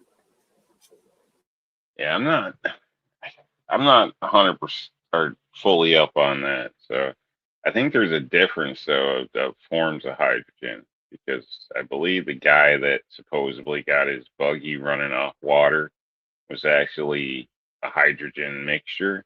Well, so because he's probably taking water and separating it into hydrogen and oxygen. I believe so, yeah. So I mean, so it kind of like made its own as it worked. Well, what you do is you take water, you give it an electric charge, and it'll turn into hydrogen and oxygen. Yeah. And I think you can separate it easy or something, right? And like one side comes off oxygen, one side comes off hydrogen. So whatever it is, both of those will burn. So now you make an engine that burns off of hydrogen, and you give it the oxygen probably so that it can burn easier. But then apparently you can convert it into it. Once you got it burning your engine or whatever, now you put a what do you call it on there? A inverter on there, and now you create electricity. So your electricity is created by the motor that, you know, the electricity that separates the water is created by the motor that is running off of the hydrogen that's created by the water falling apart.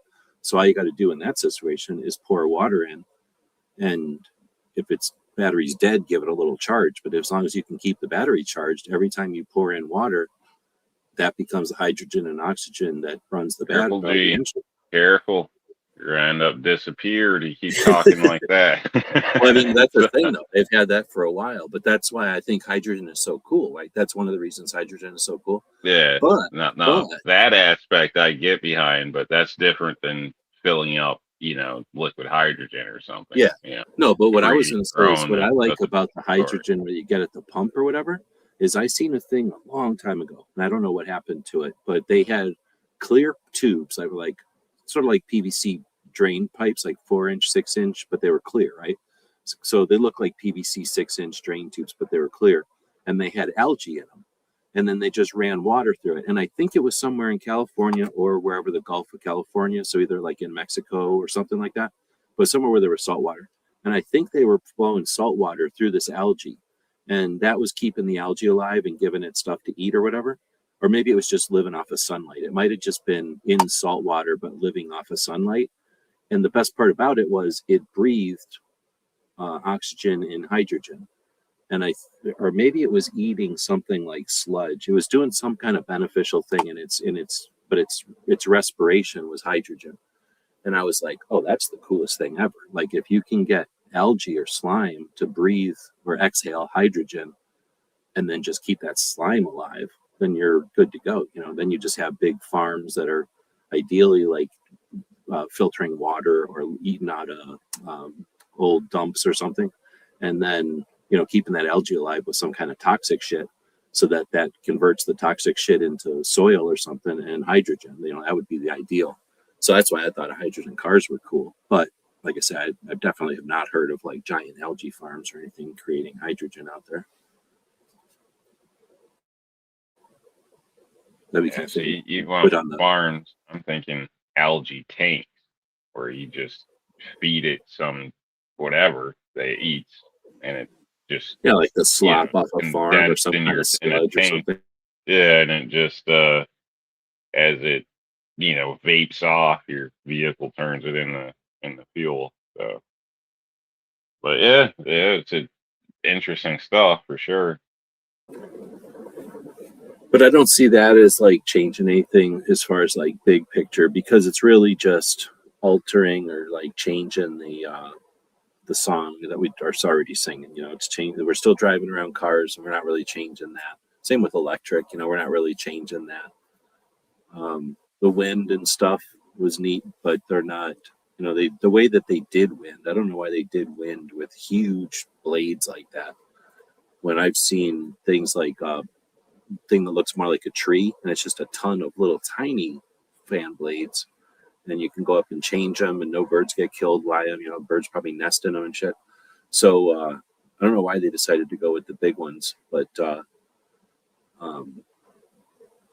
we're not done with all the different natural stuff. But I just don't see that stuff kicking out enough power to do stuff like we're looking at with AI and with quantum and everything we want to do with electricity.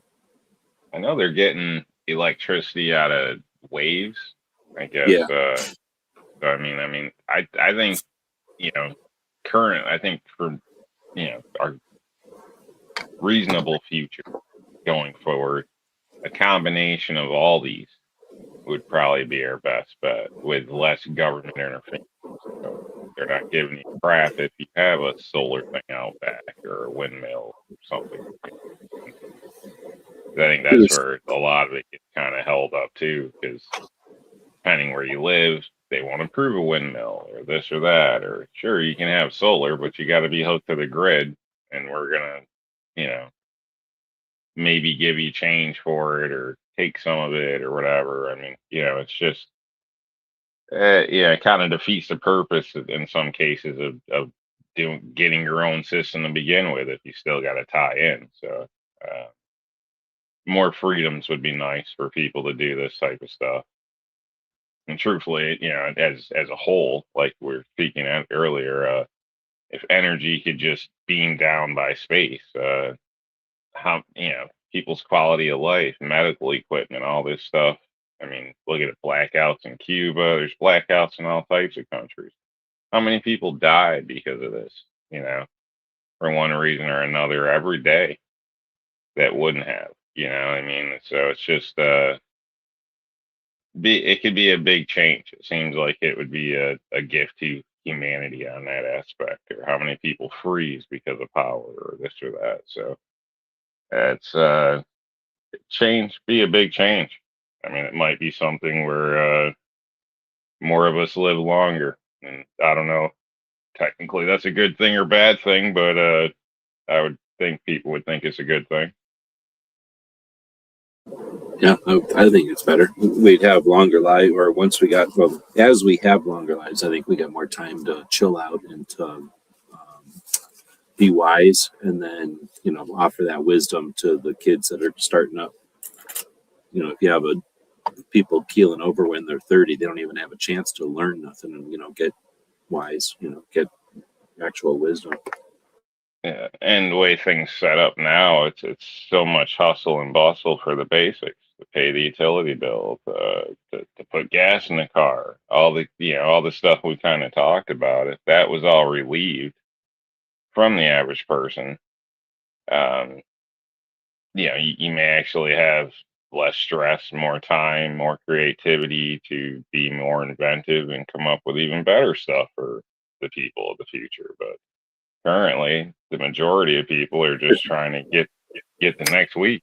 I don't want to be pessimistic, but my first thing as you were saying that was like, if we free up, let's say, an electric bill, and even if you have a huge electric bill and that's like, a good chunk of your bills every month, more people, I suspect, instead of banking that or saving it or whatever, are probably just going to like, oh, now I can get a subscription to Disney and Netflix. Like they're going to scoop that money right back up into whatever. Maybe, or new video games or something like that. There's other people that maybe, single mothers or parents that have always been on a tight budget that can finally actually take their kids on a vacation or something, where it wouldn't necessarily be a bad thing. It could be quality time, stuff to remember. Oh, for sure. Or they can afford to, I don't know, everybody gets into skiing or something. You know what I mean? It's just, it could go either way. That all depends on the individual, but you'd be able to take that choice or chance or potentially start a business, because if it failed, you could still get your bills paid, where now everybody's, not everybody, but it just seems a lot of things, in my opinion, are kind of stunted because whether that's even doing the right thing, people don't want to do because they're worried about a pension. A lot of things don't happen because of finance and worry about money. So, if you relieve some of that aspect, then I think more good stuff could happen. The more I see it, I mean, I guess I don't really compare it to Star Wars all the time, but when I think about it, the Star Trek concept of like a future where, I don't know how much you pay. I don't know if you've been in chats where we've talked about it. Like, do you ever watch Star Trek or any of those things? You know what I'm talking about when I reference it? Yeah, and I say this on purpose, I was never a Trek Wars fan. And I say that because it starts fights in every room just about, but, Yeah. and I think it's funny, but I was never a big fan. I do absolutely love some of these modern books, though. There's a lot of series out. You can get them free on YouTube or whatever. Are you talking Star Trek books? I mean, Star Wars? No, stuff like science fiction in general. The Evern Chronicles is one that's coming off the top of my head. There's a bunch of different series of books out there that relate to space technology. Whenever I talk about it, people are like, "Oh, it's kind of like Star Trek." I don't think it is, but because I don't really like Star Trek. But most people only know Star Trek, so they got right. That's their reference, I guess. But yeah, when you're talking sci-fi in general, like, I don't really like Star Trek that much, only because I grew up with Isaac Asimov. I really like, and the dude from Starship Troopers. I can't think of his name. Heinlein. So there's some stuff that I would read when I was a kid, and I read their whole lines and stuff. And then I do like listening to, depending on what I'm working on. Like if I'm working on taxes or something where it's real monotonous or something, I might listen to an audiobook, and I'll usually listen to sci-fi before I listen to anything else, because it's usually the most creative, and it's not just like here's a mystery or here's a crossword puzzle, try to figure it out. Like it's more of here's an interesting tapestry I'm weaving or something. Like here's an interesting concept I'm going to try to describe or something. But anyway, yeah. I like the ones where it's can't think of the terms now, but basically it could actually be, maybe we're not 100% there or whatever, but it's not those ones where, I don't know, somebody farts and turns into a unicorn or something. I'm not into that stuff, but Oh yeah, I hear what you're saying. Yeah, where they're like some of it's plausible just, versus fantasy. I don't like the yeah, storage yeah, stuff and the fantasy crap at all either. Yeah. yeah. That, I guess that's what I mean. Yeah, I'm not into the fantasy stuff, but definitely the stuff that has potential, or I think does. So, or there's some basis to go off it from. So, But the yeah, ones that are the best, like, can either describe like something interesting, like just describe the world really well, or like Asimov, I like because he was usually trying to come up with some like describe some theory and used a book to describe it or like a story to describe it. But it was like maybe the idea that you would communicate from satellites with lasers, and had a whole story about something, but that was like what it hinged on because that was his like thing that he was thinking about. So anyway, what I guess I'm saying is when I'm thinking of something like what the future might be, I don't see it as much as more of the same because of how much the future has changed, or excuse me, how much we have changed since, like, let's say pick a decade, like really the 80s. We're quite different than we were in the 80s. Just thinking about the phones, if nothing else. But if we go to like the 70s, or you pick anything before the 70s, and then just vehicles by themselves are like basically the future. But in so many ways, we live in a very futuristic way compared to, for sure, what our parents would have thought, and 100% what our grandparents would have ever thought of. And for that reason, I think that what we got in store for us, we probably can't even imagine. I don't think any of us saw AI coming, and it happens so quickly. I mean, it's not over or nothing, but like it came on in like what, since 2020, right? Like AI started in like 2023 or some shit, and it's already like everything. Like it's everywhere. It's freaking crazy. So I think that we're able to absorb it that fast because of like 3D printers happened out of nowhere, and we're like, yeah, sure, they can print chocolate. Yeah, no problem. They can print little toys in 6 different colors already. Once they start making stuff in, that's plastic, or well, I guess it's already plastic. But once they start making like a radio or something that just pops out as a product, we're not even going to be surprised, because it's happening on such a scale. Where if you even described that to somebody in the 70s, they'd fall over. I think we kind of talked about this the other day. So because of that, I think that we're going to be able to absorb or deal with, or whatever the word is, like surf right along with whatever the future is, and it's going to be crazy different, I think, with things like AI. Once AI, we're using it as a tool right now, but a little bit people are using it to improve itself. But once we start improving everything with AI, I think we're going to see us change, an increase in the rate of change. Is that the way to say it? That we'll all handle. I don't think we'll do that. I get it. I think I know what you mean. Yeah, in the rate of advancement or whatnot, I believe is what you're trying to And when say. you're talking about living forever, like, yeah, 3D printed, like they're going to take our own DNA or whatever it is, cells or something. Maybe they even do a liposuction on you.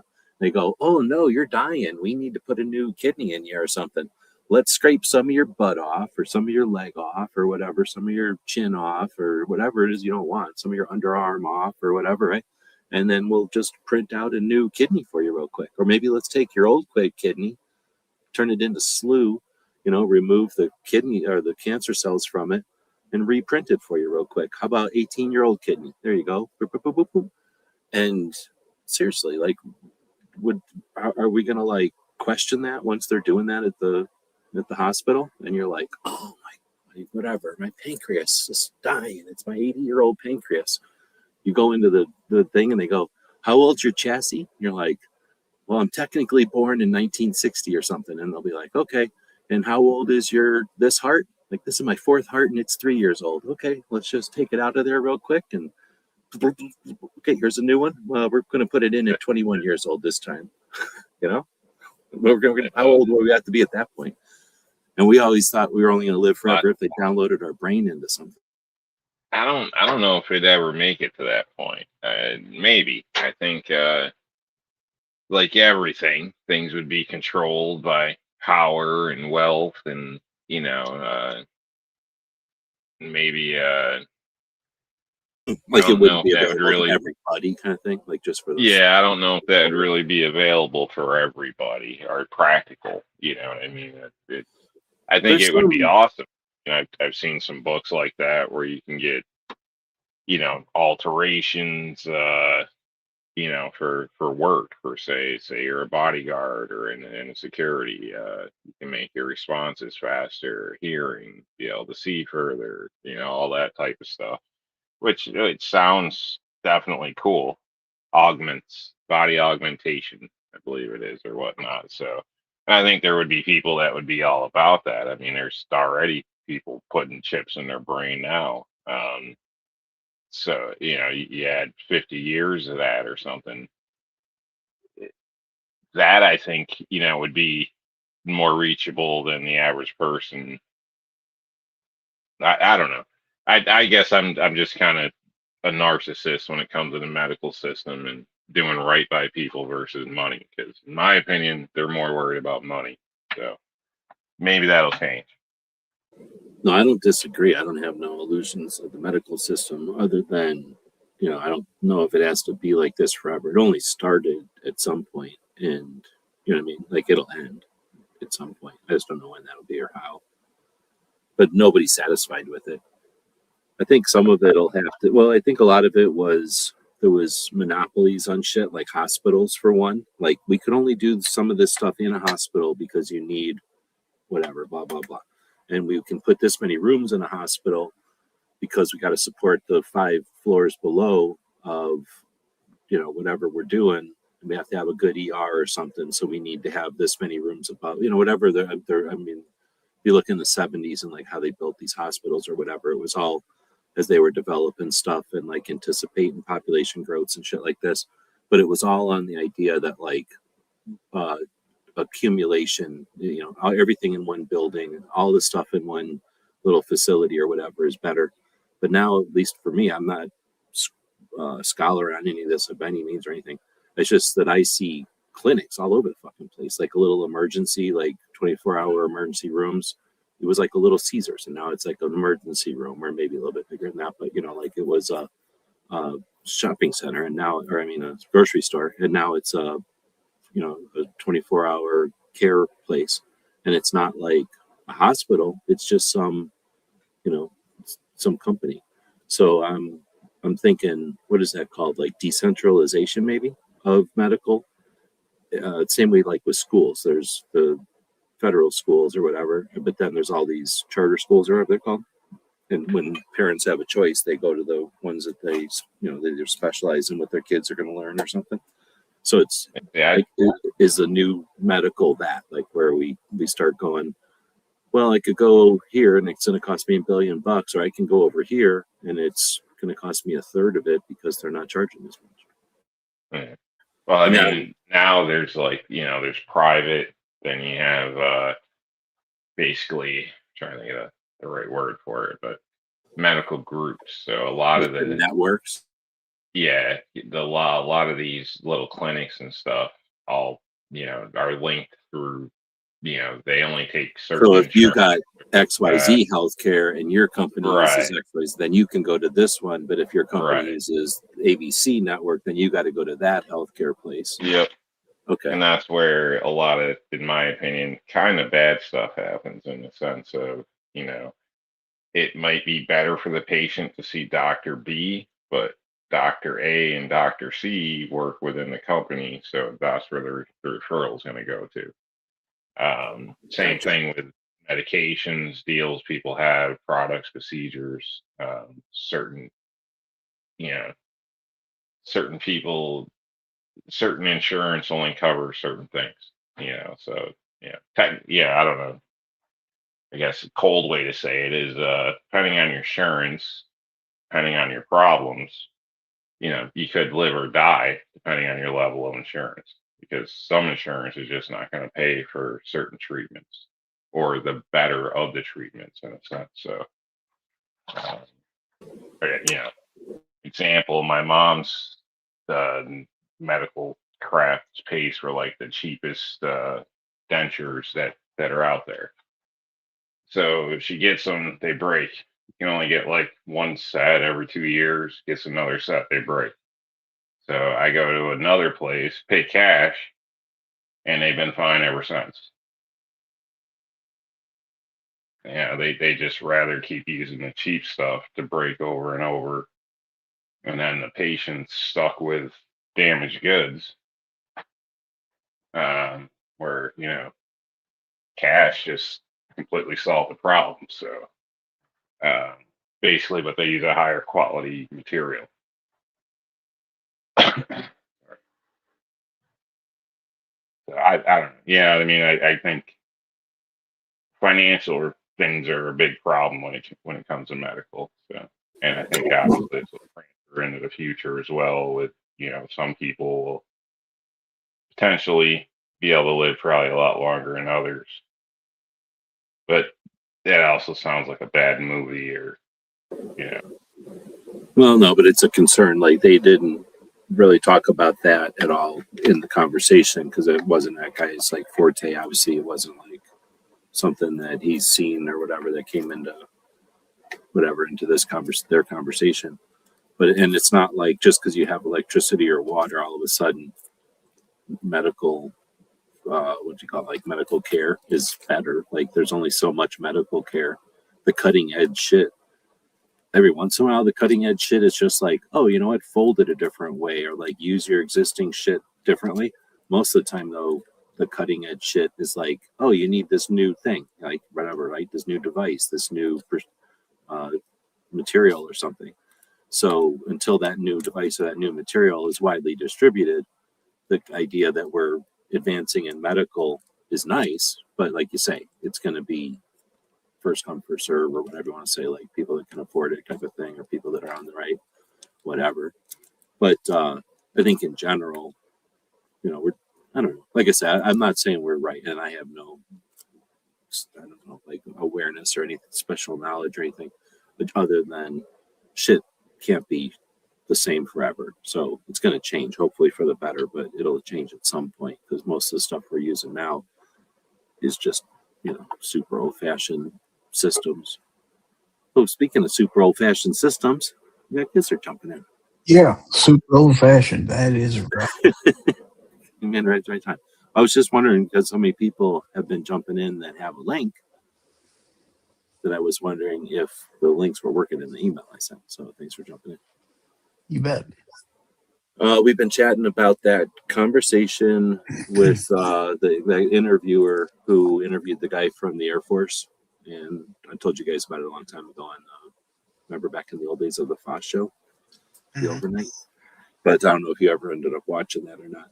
But we're talking about the technology in that conversation. Okay. Did you happen about watching it by any chance? I don't believe it did, no. Okay. So it's stuff like the idea that like Elon Musk has those rockets that are reusable. So instead of like the old days where we would spend a lot of money, shoot a rocket up, 70% of the rocket would be disposable. So it would cost quite a bit to send stuff into space. Once you can reuse 70% of that, it gets a lot cheaper and you can get stuff into space quicker. In this case, the guy was talking about taking 100 tons of stuff and pushing it up to where it's not quite in space, but it's to where it's weightless. So now you can scoot it anywhere you want on the planet at like the speed of sound because there's no atmosphere in the way.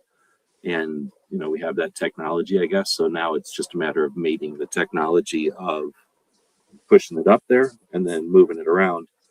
The result of that would be conceptually having the ability to react to something with 100 tons of stuff, emergency gear, materials, or whatever, within like an hour, pretty much anywhere on Earth. And that was like, I think, one of the bigger kind of like concepts that this guy says is like on the way. Another one was pulling water out of the air using some new technology that's less or that is energy effective and not energy that's prohibitive because of the energy loss.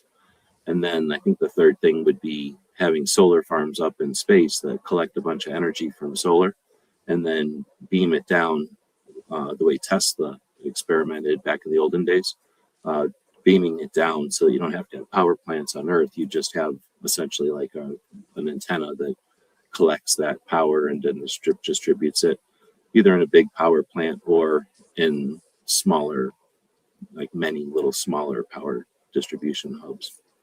Those are the big things that they talked about, I think, unless I'm missing something. Am I missing anything, Rob?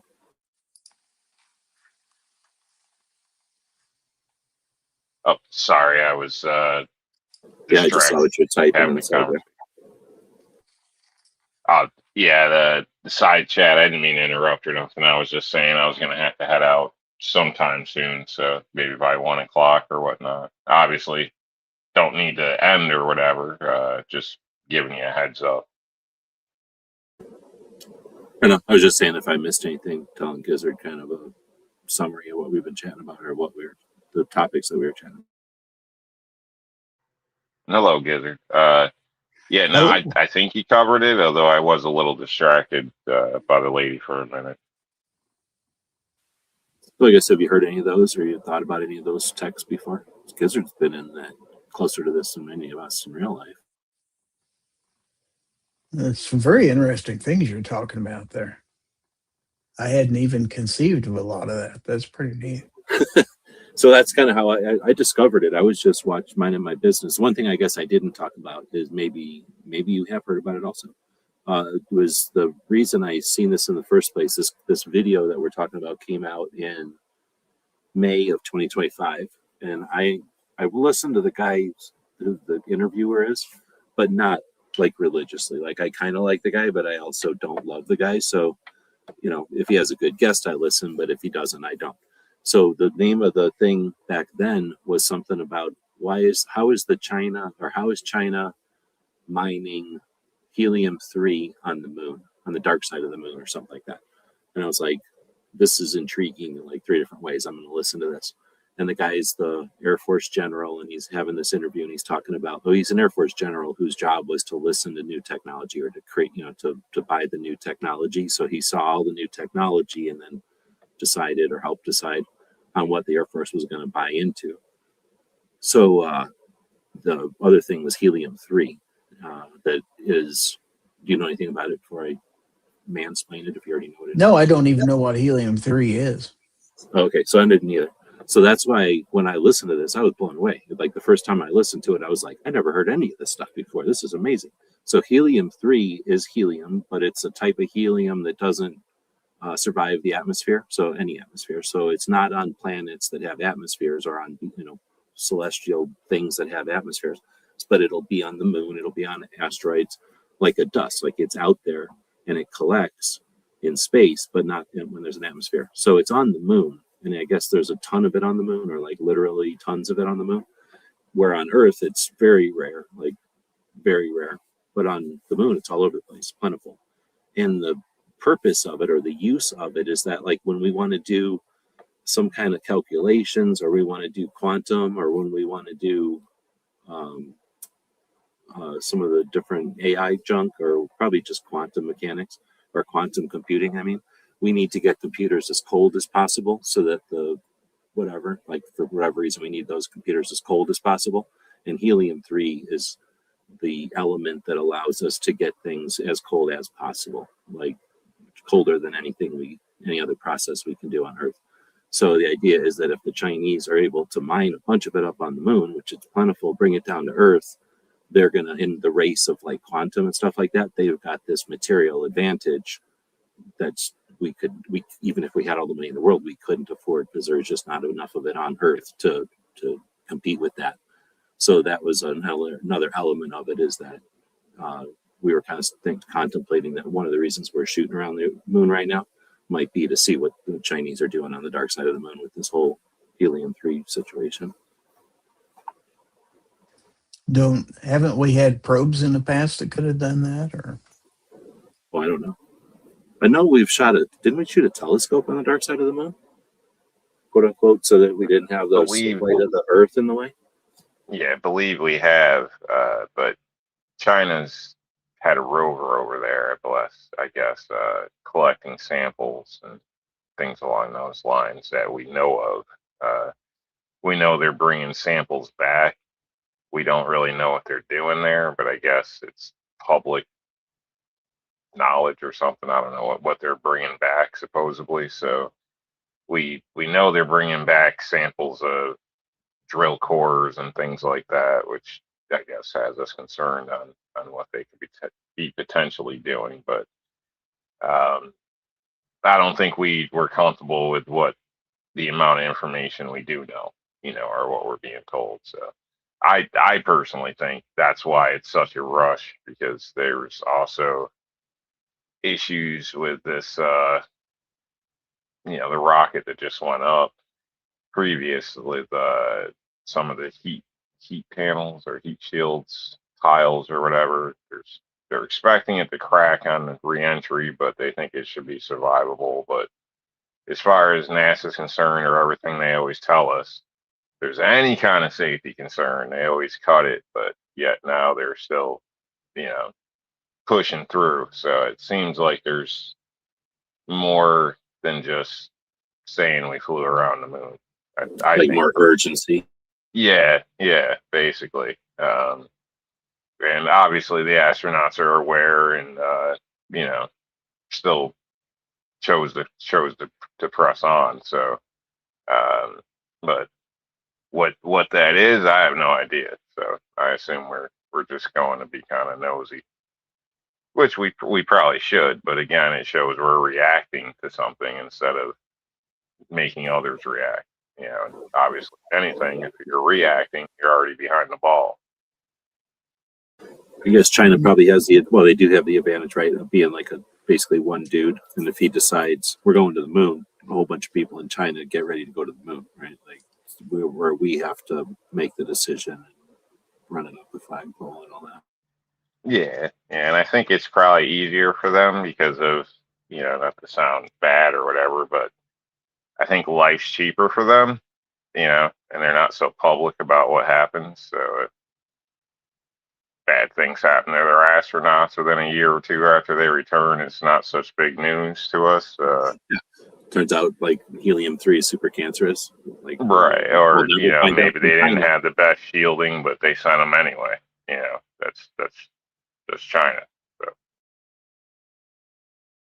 It just is curious that they would need a manned mission to spy on them. They could just as easily do that with an unmanned mission. For And sure. a camera. Well, I think that they said that part of this whole thing is to test, because they haven't sent anybody up since the 70s, just to get used to sending people up again. Just Of course, there's already people on X right now that are saying we didn't send any astronauts up there, that they all escaped on those escape pods before the ship ever took off. So, well, with NASA, never really know. That stuff's going on already. Yeah. It's all fake. I think, like G said, as far as, sending people, they're probably doing a whole gambit of tests and, experiments. So I think the goal is to, from what's been publicly stated, obviously, to set up some type of base on the moon. I think maybe, again, that's been kicked into high gear because we're reacting to others that are already on that same plan. And obviously, we don't want to be the last man out, which,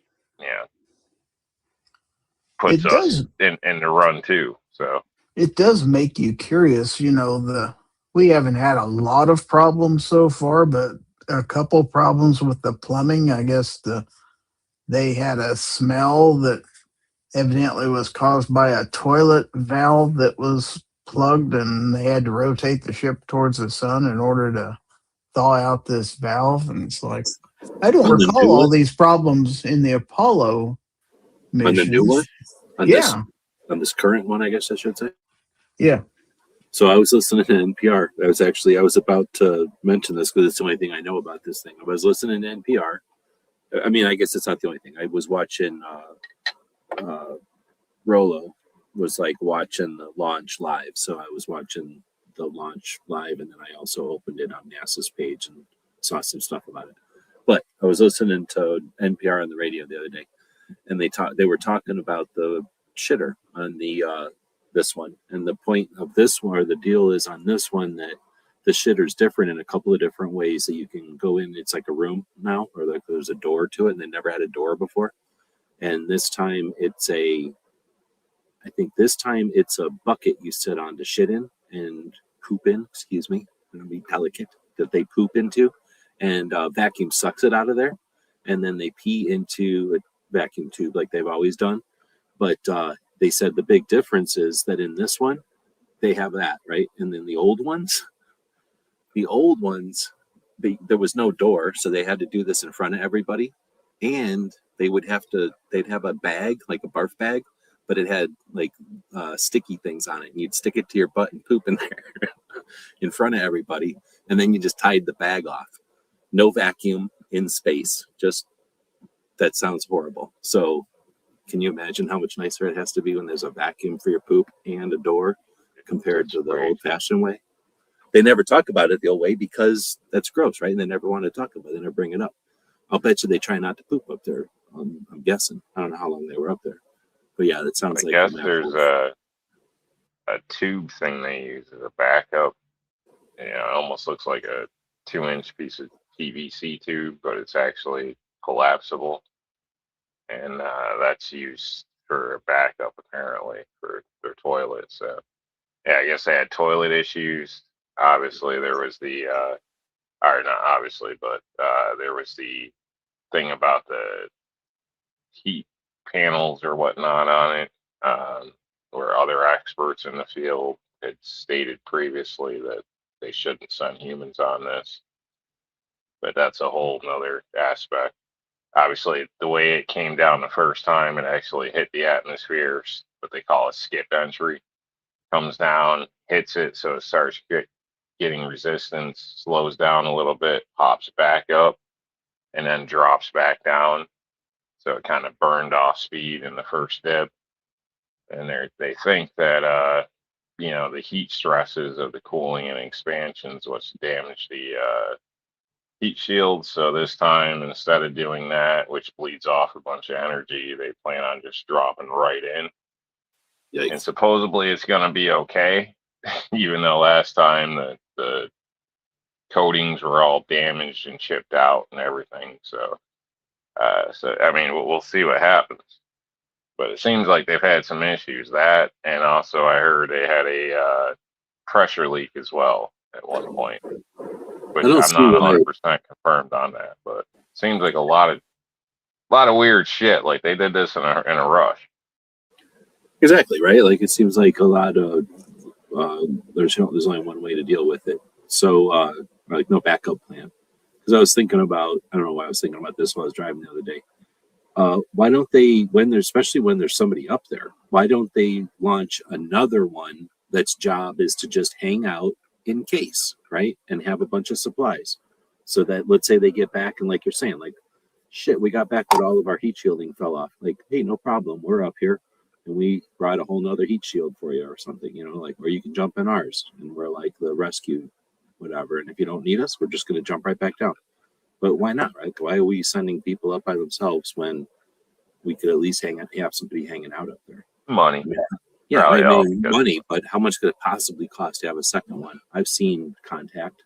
If you're going to build one, you might as well build two. Millions of dollars. But the heat shield thing won't show up until they actually try to re-enter the atmosphere. So either it'll make it or it won't.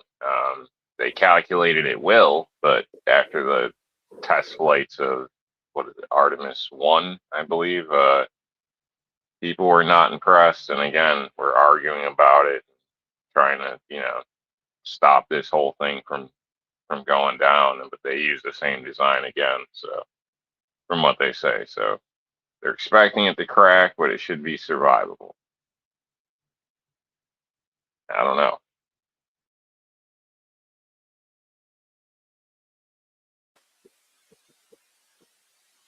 Well, as far as the kind of tech we outlined there, Gizzard, anything that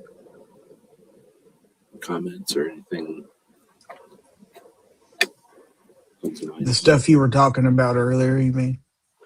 Yeah, from that interview, some of those concepts. No, it's just very interesting. I have to look more into that. That's very interesting. Now, Foss listened to it. He said he did not like the interview. He didn't listen to the whole thing because it bothered him. So I can't say that it's like the best interview or nothing. But I can say that, like you said, the first time I listened to it, I was the same way. I was like, wow, I've never even heard of some of these. And I like science fiction. Like, I thought I'd heard a lot of stuff before. I mean, I vaguely heard of putting solar panels in space, but not the whole Tesla sending it down to they call it a rectenna. And then, those other things, I was like, wow, that's super cool. I never thought about using Elon's thing just to go up and down, kind of like an elevator, really. And then, because I always think of it as then taking the next step straight into space and making the satellite or going to Mars or whatever else he's going to do with it. Anyway, so the first time I listened to it, that's all I was thinking about. And then I listened to it again because I think I was just didn't absorb it all. And then after Foss said he didn't like it, I know I listened to it again then because I was like, that's interesting. Like, why didn't he like it? And then when me and Outcast were talking about it, it feels like it was just the other day. Was it Thursday, I think? Anyway, we were just talking about it and I started watching it again. And each time I watch it now, since I already know the concepts, I get more and more of the gist of what else he was talking about. And I think the biggest thing that the guy was really trying to get across is that, we're living in a time where we're about to become the spacefaring, like the same way that we crossed mountains as cavemen and then crossed oceans as, I don't know, whatever that era was. And, then crossed the electronic divide or whatever, like these different thresholds that we go across as humans. He's pretty convinced that, it's going to be the next couple of years, next decade or so, we'll be a spacefaring humanity or whatever. And, just that excitement and the possibilities of that. Foss says it sounded like he was mainly advertising his company. I'll say that I can see why Foss would say that. I would state, I wanted to get a word out on that actually, but to Foss's comment about it being a sales pitch, in a way, yes, I would say for sure it's partially a sales pitch, but I think it's like a double, and you bring awareness to this, it would benefit humanity. Obviously, his company's taking part in the very beginnings of this. So I think bringing awareness to it, which is good for the people, also brings awareness to his company. So I didn't see it as like one of them infomercial things or anything like that. And, I could be wrong, but listening to the full interview, especially towards the end when he starts to get into some reasonings and whatnot, and, he gets into religion or this or that, I think he believes it. I mean, so, is it wrong to make money off something you believe? I mean, a lot of times, ideas follow cost money sometimes. Yeah. They say follow the money, but a lot of times following the money is always chasing. You want to be where the money's gonna end up being. Set up shop first, and then you're part of the big money, and everybody's coming to you. And he's got that kind of insight to see what, if there's 100 things on the buffet, he knows, all those 100 things. So, and, he'll know what the next trend of the fads could be. But I know that China's he was doing it. So, not that it justifies it, but others are doing it. So for us not to do it, again, kind of leaves us a little vulnerable. Yeah, that is a big element of the guy from the Air Force. Like a big element of his reason for being on the show was to keep saying like AI, for example, or other technologies that we decide we should not pursue wholeheartedly or like recklessly or whatever we want to say is fine. Like our morality or our decision to do that or something like is fine. But it doesn't mean that our allies and our adversaries are going to take the same position. And if they, for example, go to the moon and get that helium-3, come down and get quantum, and then all of a sudden, everything from our passwords to our cryptocurrency is just an open book to their crypto, or I mean to their quantum. Excuse me. You know what I mean? Like then we've been morally superior, but we've also waited around while they just dominated the technology or whatever. Well, I think it's more than just that. It's also, whether you like to admit it or not, it's a national security concern. Uh, Right. JFK knew that back in the early '60s. That's why he was so adamant about the space race, because the Soviet Union already had launched, But a spacecraft and stuff like that. He's like, this is a problem. We need to fix this. We need to get ahead in this race. We can't afford to be second. So, Nice. and I don't think that's changed that much in the last few years. No, it sounds like it's just, it's gotten more and more complicated or complex or whatever, right? There's more things that we have to not be unaware of, and we have to, well, that's one of his points is we're spending millions on a lot of this technology, where other countries, mostly China, is spending billions.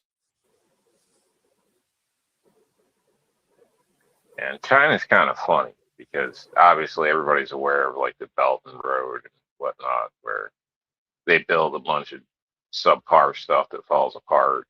They're kind of known for that, but I think what gets overlooked is there's some areas China is actually pretty damn good. Um, Safety's a different standard. You put it that way, but they put it where it's gonna show nationally, publicly, like the space thing. They're probably building good stuff. Your Temu stuff you're ordering is gonna be shit. It's just what it is. There's also different policies as far as like with e-bikes. There was e-bike batteries that would go to America and ones that stayed in China or other places because they knew our standards were higher and there was a bunch of fires. So there'll be two piles on the floor. So Well, there's different quality. the consumer goods that they produce for the United States are basically done so because of their cheap labor. So I wouldn't expect them to settle for those kind of standards for their own stuff. But you got to remember that governments like China, the entire economic system over there is geared towards the government. I mean, there's very little, if any, private sector over there. Everything the company does is geared towards supplying the government with whatever they need. So they can devote whatever resources they need to that, and they've got lots of them. And I just say there's a spectrum, right? Like they can make junk. They can also make some of our best, coolest stuff comes from China too. They can make it all. It's just sort of the brand or the commodity that, we're looking at, because they can make ripoffs of the good stuff, but they also, make a lot of the good stuff. Not all of it, but a lot of the good stuff.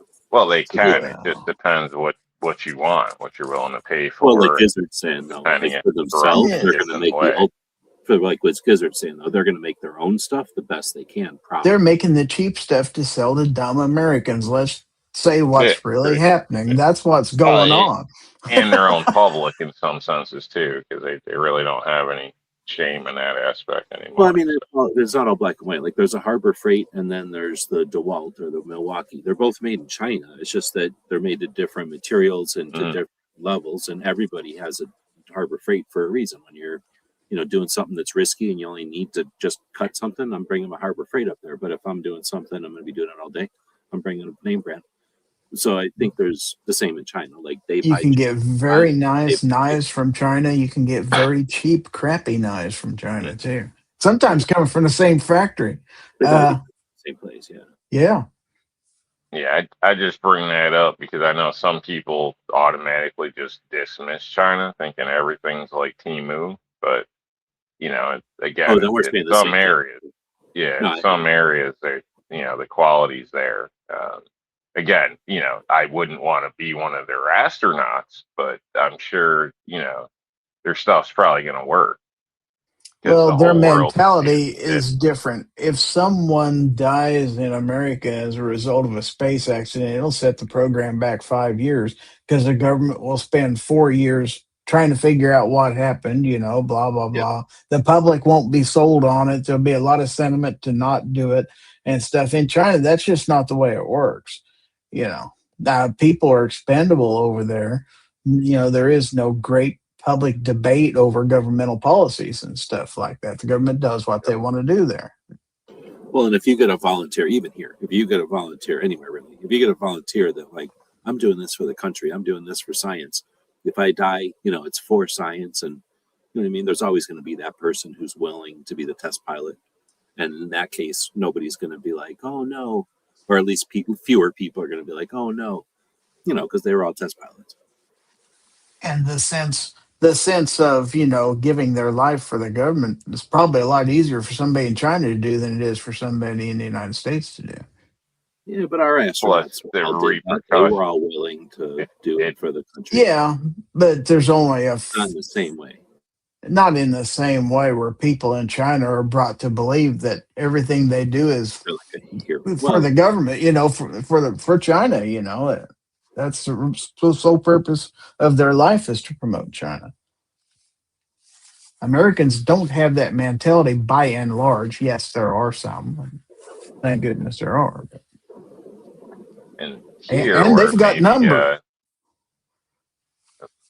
let's say here where maybe you may go to jail or dishonorable discharge or something like that. Like over there, it's going to be a different story. And depending on where you sit and whatnot, at least from my understanding, you're looking at potentially 3 generations that are going to be affected by your decision.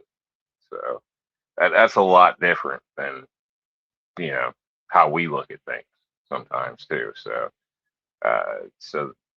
in some senses, whether they want to or not, they're going to do it.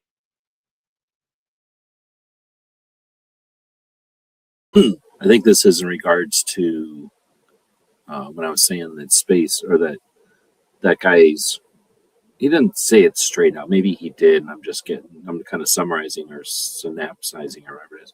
But that the guy said that, we're living in a generation that'll reach out into space, or that, we'll be space bound or whatever you want to call it, break the barrier into space where we're like living out there. Foss is saying that physicist Richard Feynman has a lecture on why aliens will never visit Earth. The time and cost involved in space travel is generational and prohibitive. It would apply to humans also. So what do you guys think? Is it, even though space is right there and we could go up there, we're just going to end up being stifled by the cost of it? Or do you think, Is that always going to be true? I mean, we don't know. I mean, depends on, what things are discovered in the future. They may figure out easier ways to do what we're doing. I'm not trying to envision a Star Trek world or anything like that, but scientific advances can be made. and they do get made, right? Like, I think When they do get made, to yes. some extent. We can't depend I on think- when or how much, but we know that something will happen. I think that would be like trusting somebody's word on religion or something. I can't. I don't know. I don't think. You mean Yeah. listening, like trusting somebody's lecture on something that scale? Yeah, like to the sense where it's that's the case, and that's just the case because that's what the math brings out to be. I think as humans, we're conceited. We think we know everything. I don't think we could even understand to know what another race may think. Like, who the hell knows? And how are you going to prove or disprove what you do think you know? So I don't know. For all we know, all I know, whatever, we're sitting on a shelf in a lab somewhere that alien kids walk by and point at. Like who knows? I don't know. I think it's just conceited to think that there couldn't be something else out there, or we couldn't be, shooting in the dark with messages, sending Teslas around with records and shit, and some warring alien race is like, oh, look, we got some food over there. I don't know. Anything's possible. So I don't, that's how I feel, but I think anything's possible. As far as going back to the difficulties that they've had, and it's taken us forever to get back to the moon and stuff like that. Well, it's just a matter of fact that it's been 50 years since the Apollo program, and we just didn't try stuff like that anymore. We concentrated on the space shuttle program, building a space laboratory and, orbiting satellites and stuff. We didn't try to leave orbit and stuff like that. So we haven't devoted a lot of technology to it. So we're basically going back and picking up 50-year-old technology and trying to dust it off and refine it a little bit. So in a lot of ways, we're starting back where we left off. And where you would think in 50 years of time we'd made a lot of advances, but we just really haven't done any of this kind of stuff. So we'll get better at it. I think that's a great point. I think you both had good points. But they didn't really talk about it in this thing, but I keep thinking an elevator is the way to go. Like you have something tethered on the ground. You just really need super strong materials. And then once you get something, just like if you're standing there holding something, you start spinning around, right? It's gonna pull from you. So once you get something out there that you put some weight on the end of that string, at first you have to support it, but then once there's tension on it or whatever from whatever it is spinning, now you have a spaceport up in space that's tethered to the earth, and then you can use that tether as an elevator to go up to space. So now you don't have to launch or nothing. You just have to go up and down that elevator. And once you have a space elevator, you've got all kinds of crazy fun stuff you can start doing, like because you can make that tether like a big tube, and then the inside and the outside pressures and temperatures and stuff, you can start to create power from that. So there's all kinds of fun stuff you can do with space tubes. And until we have materials, it's just science fiction. But then now they're talking about carbon nanotubules and stuff. So like the same way that muscle tissue is strong when it's under tension, like you create carbon tubes that are super strong under tension. We don't know what we don't know yet. And with 3D printers, like everything I saw about carbon nanotubulars was before there was even 3D printers. So like if they can just send a 3D printer up, like Jack and the Beanstalk, like you start this thing and it starts going up, and then, in space it stops, and you've created the tube or something by just sending 3D printers up. Like who knows what the future could be and how we can get to space, for fractions of the cost or something. Or maybe it's just some kind of slingshot that we haven't figured out yet, or some kind of, we figure out, if you put magnets in a triangle, then all of a sudden they repulse this thing and it costs nothing to shoot up into space. And there's like, who knows? If gravity is still a factor in this, I would be hesitant, because I think any structure that big, whether it's cables, tubes, if anything happens, any kind of attack, any kind of accident, would basically be catastrophic coming back down to the earth, especially the surrounding hub area. I think that would be an Achilles heel, as they say, where one crazy action can destroy the whole, that and the whole miles thing of of area. keeping air traffic from it and stuff like that. Nobody will ever fly an airplane in anything. Yeah. I shouldn't say that. It's too soon, Christ. Unfortunately, I got to get running, guys. But, thanks for jumping in. Good chat. No problem. Thank you. And definitely interesting stuff. So if you find anything else like that, let me know. Happy to check that out. And obviously talking about it as well, because you get different ideas, and I don't know. Again, I enjoy it and find it interesting. Right on. Well, actually, Foss on his Discord has a channel in there where he posts stuff like this nature. So I'll dig through there and see if we can't find something. Cool. Yeah, maybe we can make it a thing. Cool. All right. Well, you guys have a good evening. Thank you, everybody out there, for joining us and not throwing tomatoes at us or anything. Obviously, check out G-Webs. Check out the store there and whatnot, and also Gary's channel and his 1,000,001 Knives. So other than that, eat a salad, have a great night, and I'll catch you guys later. I know. So we'll, I don't know, we don't have to wrap it up immediately, but we can, I don't know. You were on Hillbillies or watching Hillbillies? Is that when you jumped over? Or did you Uh, just do this out of nowhere? I watched it for a little bit. I didn't catch all the show, no. Be honest with you. I No, just that's fine. been I was just fiddling wondering around if here you were for a in the while. middle of doing something or whatever. But, No. you know, obviously this isn't a replacement for the overnight because it isn't really overnight or nothing. And really, Rob and I were just talking. I think I did something the other day because of, it was because of barbecue went off here. So whatever that was Thursday. And then we were talking about guns and stuff.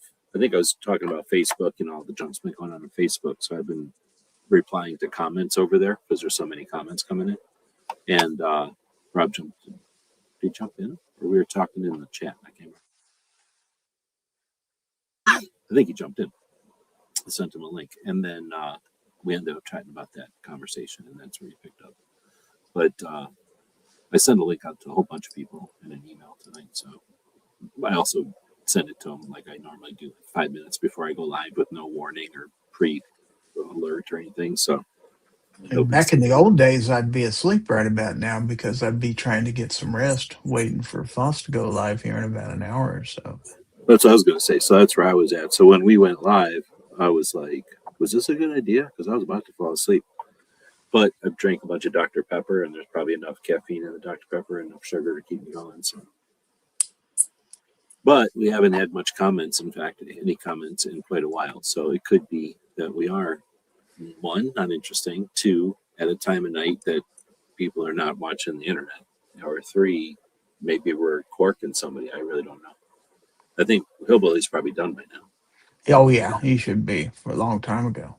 But I don't really know if there's other stuff on Friday, Saturday nights. Like you say, I'm usually sleeping right now. Not So that it's I'm kind of aware weird. of it, unless there's storm chasers out. That'd be the thing. You know, if there's storm chasers out, there's 19 billion of those that'll be alive. But, Oh, sort of. If there's a storm, then they're oh, all yeah. kind of. Yeah, there are tons of YouTubers that follow around these tornadoes and stuff like that. And they got tens of $1,000s worth of camera gears and fancy cars that they go out and drive into these storms. Oh, well, you've seen the new Twister movie? No, I have not. You've seen the original Twister movie? Yeah, sure did. Okay. So the original Twister movie, I can't remember if I watched it recently or not. It's okay. It's about the girl, right? Like there's a girl in it, and then wait, is it the same movie? Was it in the original one? Is it about a girl who likes weather or whatever? Oh wait, then somebody Oh, dies, right? it's been a long time since I saw that movie. I don't remember particulars about it, to be honest. Yeah, I can't remember either. But the first one was okay, and then I watched the second one that they just came out with, and it's not really like a remake. It's sort of like another one that happened way later, and they kind of overlap, let's say, but they're not a sequel.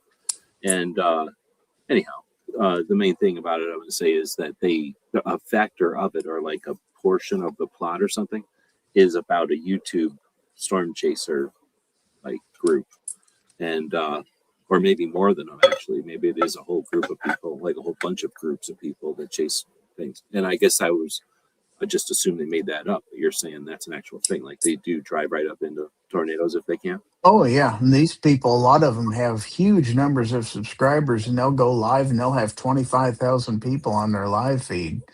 And they're monetized. They're getting super chats to help pay for their gas and stuff like that, all kinds of stuff. Huh. Yeah, so then you might want to watch that if you're interested in that stuff. If you're not just, I'll have to check that out. Yeah. Yeah, because it's not a bad movie. It's sort of like a girl. What's it called? Like a romantic movie or a romance movie. Really, it's about it's like a girl movie, but it's also an action movie, so it's okay. You can have girl action. There's nothing wrong with that. Yeah, well, I mean, it's all like a relationship movie. It's all about, it's like 50% Right. falling in love and shit. And it's like, all right, they could easily erase half of that and make it a better movie, but whatever. At least there's 50% of it's interesting. But it's definitely like the guy has some kind of goofy car or truck, I guess, that can drive right up in, and then they shoot fireworks off when they're inside of it. And these guys, they got Doppler radar on their vehicles, front and rear cameras, of course, radios. They talk back and forth and stuff like that. And cameras, of course, so they can live stream while they're on the road. And they're talking to their audience at the same time. And it's wild. Do they shoot fireworks up into it? No, they don't do any of that stuff. They just basically want to see how close they can get and who can get the best footage. Because that's the cool thing, to actually get a picture of the tornado so people can see it. It's like, he got a good picture. Yeah. This one I was watching a couple weeks ago, there was where was it, Wisconsin or something like that, or I can't remember, Indiana maybe, and in Kankakee, and he drove into this tornado, and there was like softball size hail, and it darn near took his windshield out. He had all kinds of damage to his car.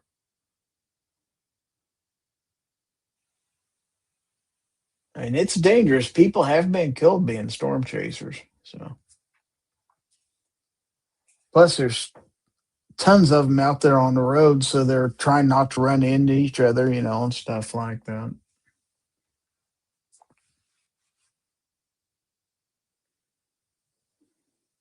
In the original one, I'm pretty sure they're like scientists or something. And they're just trying to chase a storm to, get readings and learn something about it or something. Like they're sending all those balls into it or something. Now, some of these guys actually work in conjunction. Like this one guy I watch, he works with Fox News, so Fox Weather will call him up and put him on the line, doing a live, and they'll interview him and stuff while he's out storm chasing and stuff. So some of them have a meteorology background, or they've been TV meteorologists in the past. So, Are there people that go to the middle of a hurricane? probably, That would be pretty I'm cool. sure. Or you think it could be pretty cool. Well, the center of a hurricane's calm in the Well, it's not eye. That could be Only- cool video, right? Like if you could get yourself to the middle of it and then look all around and see the wall of storm everywhere, it'd be pretty crazy. I think I've seen things before where planes have flown through the eye of a hurricane and they've actually taken pictures and stuff. Well, I know for sure that because I've seen something where they talk about like whatever it is, the U.S. Weather Service or somebody has a plane that does that. But I'm It talking wouldn't like, be a good idea to try to fly a drone in that stuff. I can't imagine that ending well. no, plus you can't fly it in certain weather conditions, and that would be the conditions when it's that kind of weather.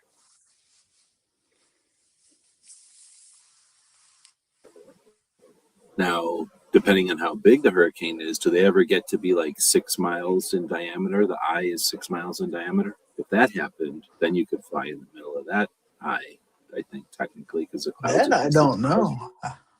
I would have to look that up. I don't know how big. I mean, there's been some pretty big hurricanes out there. Boss says the government flies through hurricanes to take readings. There you go. In the We're on center it all. hurricanes is where you have the tunnel to the other side of the universe. So they're just Mhm. that's where The vortex. Yeah. the wormholes are. Yeah, the wormhole vortex.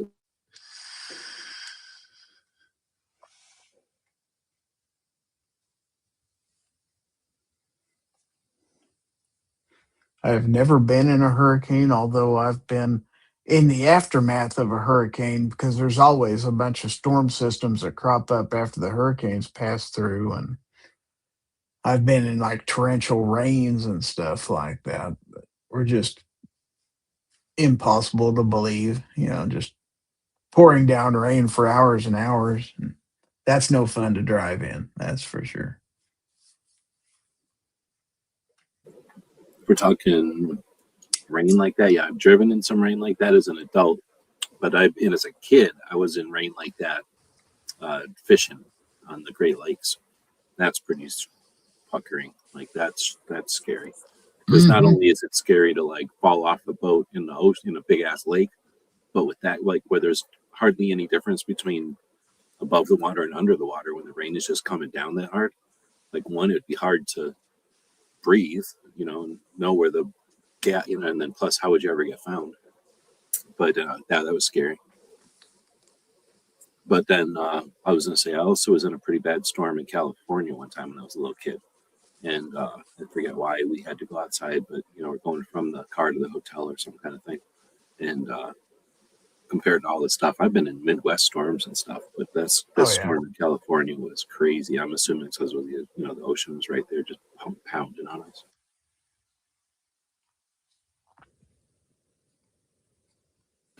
But I think being in the Midwest, I'm not going to say we got the most weather, but we got some pretty decent, like we're on the, you know what I mean? Like the Midwest and the West, whatever you want to call it, like the middle of the United States can hold its own with weather, cold weather or whatever, windy weather and shit like that than most of the world, I would think. Like get some hardcore weather.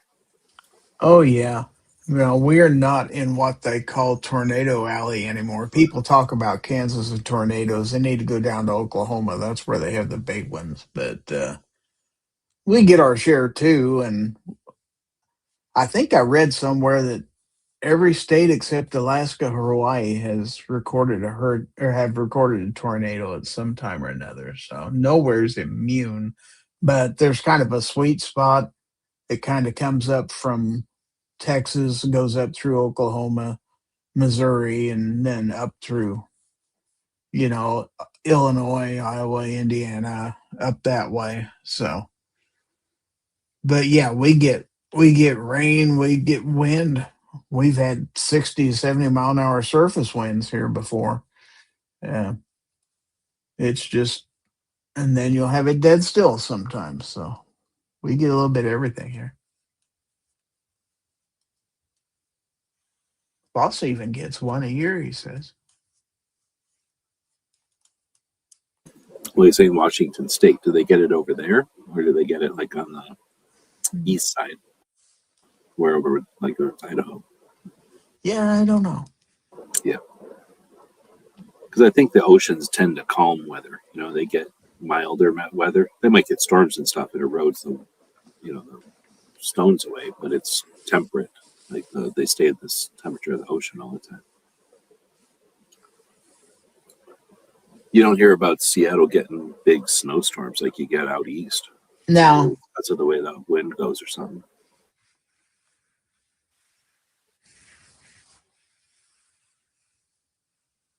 He says they get them on both sides. Well, would be worried about a tornado happening just as one of their volcanoes goes off, and then you have a tornado volcano. That's the worst kind of both. Yeah, blowing that hot lava all over the place and the dust and stuff. Wow. Like the people that are right around the volcano think it's great because all the volcano stuff gets sucked into the tornado and then it gets whipped around. But then there's like a dome of danger that happens. And it ends up in Montana somewhere. Yeah, exactly. Thousands of miles away. And by then it all hardens, so it's just big boulders coming from the sky from out of Washington. Boulders the size of Volkswagens coming flying out of the sky. Hate to be an insurance adjuster when that stuff happens. Yeah. That'll buff out.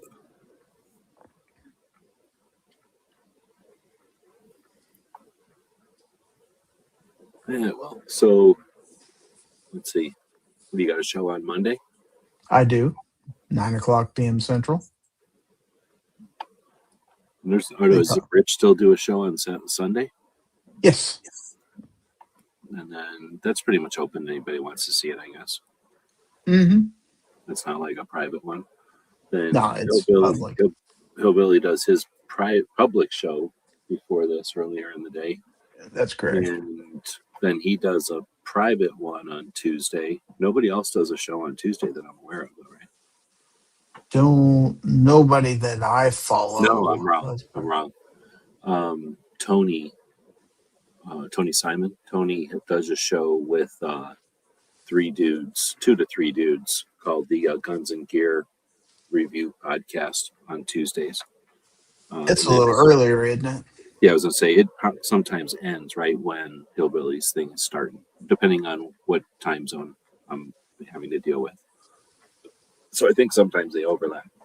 But that's filmed live on YouTube, so that's one of the ones that's worth watching live. The problem is that they don't think they have. Last I remember checking, they don't have a. I got hiccups. They don't have a channel large enough to be monetized, so I can't give them any like memberships or super chats or nothing. Then Ron Wayne does a show on Wednesday, Yeah, he does his right before mine. but that's a member one, and I'm not a member, so I don't see that one. And then yours is a member one on Wednesday, so got to be a member for that one. So special things happen for members. Then We barbecue. kind of have an alliance going on there where we agreed to have our shows exactly 1 hour apart. We kind of promote each other and stuff like that. So kind of a cross promotion type thing. Ron and I have. Yeah, and I mean, there's a lot of people that are members, so it's at least dozens of people usually every night. Oh yeah, when you're in that one, but it is a little different because it's members only. So one, you just don't get the riffraff like people wandering by going like "howdy doody" or whatever weird shit. Like, there's not really that much weird shit these days, but there used to be a lot of weird shit. So there's less of that if that was to happen. But otherwise, it's weird because it doesn't keep any numbers. So it's just, to me, it's weird when it's a member show because I'm used to seeing like how many people are in here, and it doesn't tell you. And I don't think does it record the show? Like if it does record the show, I don't. yeah. I mean, you can go back and watch it after the fact. It's out there. So Oh, okay. if you're a member and you can't catch it live, you can always watch it later. Lots to say on that when Mount St. Helens erupted, ash circled the entire Earth. So that's happened, I guess, multiple times, really, when they cut through, do core samples and stuff, right? They'll find where, well, I guess impacts and eruptions and stuff have done that. It's rude of Washington to do it. We all know that, but they did it. It says, I came across a reloading forum post with someone named Rooster Ron Wayne. Well, that's kind of a hybrid between Ron Wayne and me. You think that's somebody who's intentionally hybriding it or just unintentionally? I doubt it. It's probably coincidence. Yeah, like a coincidence, I was going to say.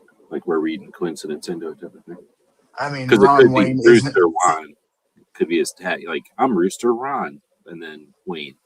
It's not like it's Abraham Gonzalez or something like that, where it would be an unusual name. Ron Wayne is kind of common. So Yeah.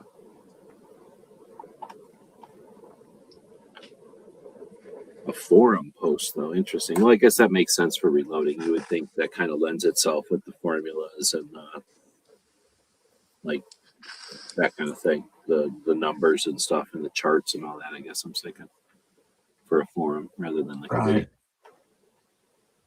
Anyway, so I guess I was kind of going through and trying to figure out who's live. So Wednesdays, though, there's nothing really, since both your guys' shows are members only, there's nothing live on Wednesday. Oh, no, I'm so wrong again.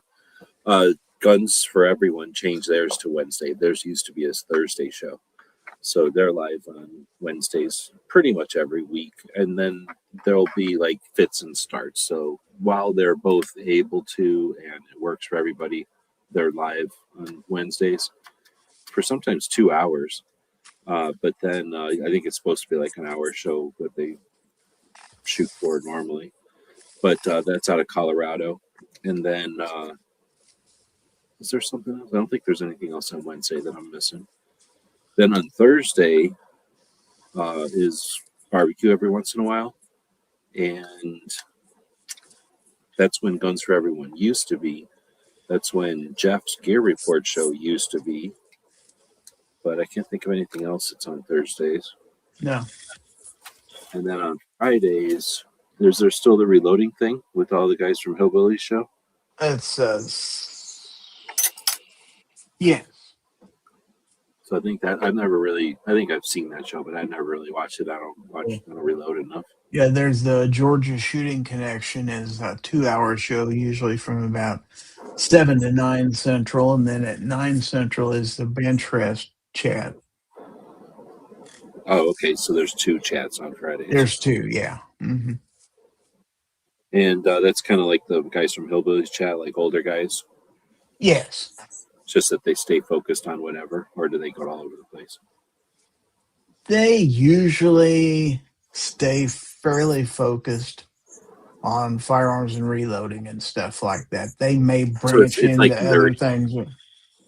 but it's other nerdy stuff. Like they're not getting into Yeah. politics and like worried about what Trump is doing or not doing or shit like that. Usually not, or if they do, they just talk about it for a moment and go on to something else.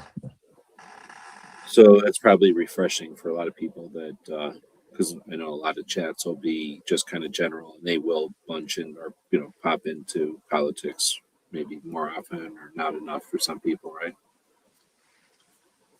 Anyway, Well, a lot of gun channels have kind of blurred that line anyway. So unfortunately, then we've got Saturday. Me and Tony do a show in the daytime. I don't think Travis does a Saturday show in the morning anymore.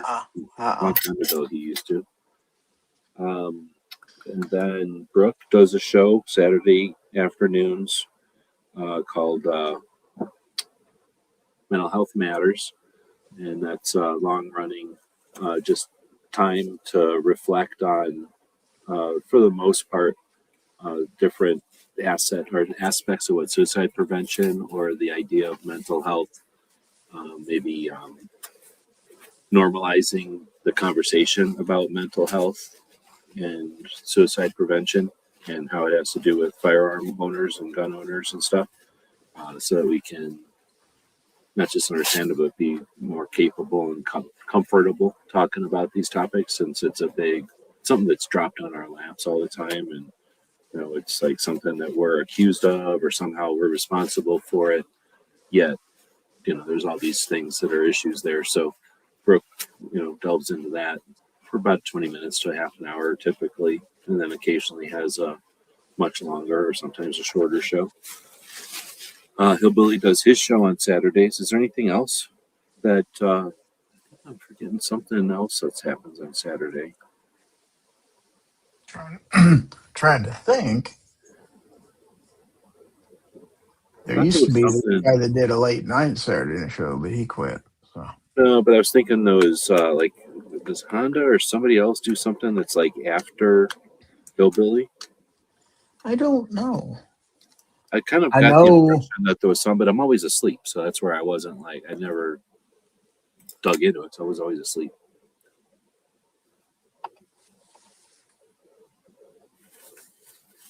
But I guess that might be everything that happens on the lives that I'm aware of. I mean, I guess that's not. Clover does his shows on the, I don't know what to call it, like irregularly. Like he does them on a schedule, but irregularly. Like the schedule will happen for a while and then it's off air for a bit. He does a couple of seasons a year, I think, still. And then Yankee goes live pretty much every day, I think, if you count that. There are other shows that I watch less often, like Sonny, who's a Spetsnaz guy from like the Russian Special Operations, Spetsnaz. And he made some DVDs back in the day. He's down in Florida. He's an instructor. He's had a wild ride, literally being growing up during the Cold War in Russia as a Spetsnaz dude. And then I don't know if you're familiar with, most of the different countries, especially the giant countries, they have their own like martial arts, and the Russian, I forget what it's called. The Russian version of like a martial art is called, do you remember? Do you know what that's called? No. It's what the Spetsnaz use.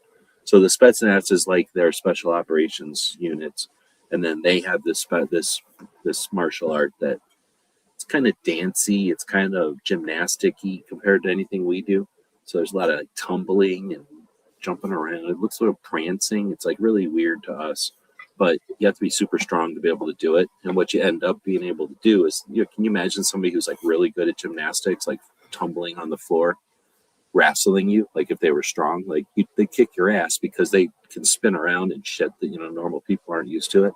So they can do some crazy strong stuff, but it looks really weird to us. So I'll think of it. I'm not trying to think of it. Anyway, he made a couple of DVDs about that. And He's an instructor, and he's still doing it. That's those DVDs. I should have said he made a couple of DVDs about this that came out like maybe even the mid 2000s. It was 2010, but I think it was way earlier than that even. So they've been around for a while. Or he's been around for a while. And he's older than us. He's probably in between you and me and Gizzard. He's probably older than me, but younger than Gizzard, I guess. Anyway, so he does a show. Man, I want to say Thursdays. It might be Thursdays or Fridays. And his are usually pretty interesting just because he's super pragmatic and he'll talk about other things besides gun stuff, like first aid for sure, and maybe knives every once in a while, but mostly gun stuff and often training and stuff like that. But I can't think of anybody else now that I'm trying to think. I mean, I probably could think of a couple others, some of the military interview shows, but none of them are live anymore. That's frustrating. I used to really like the live stuff. For a long time, you really had to choose what to watch live on YouTube. You know, it was for prime time, at least from like 6 in the afternoon to 10 at night. For a long time, for a number of years, you had to choose, you know, between 2 or 3, sometimes even more options. Yeah, every night. Like TV. Yeah, like every single slot. Yeah. Not anymore, though.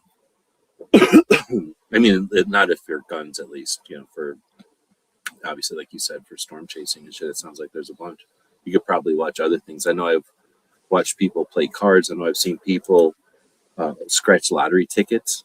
Like, you know, just, I can't even imagine, like on the schedule maybe, but maybe there's when they feel like it. Well, but, if you go on platforms like Twitch, which basically is a live streaming platform primarily, well, that's all it is, really.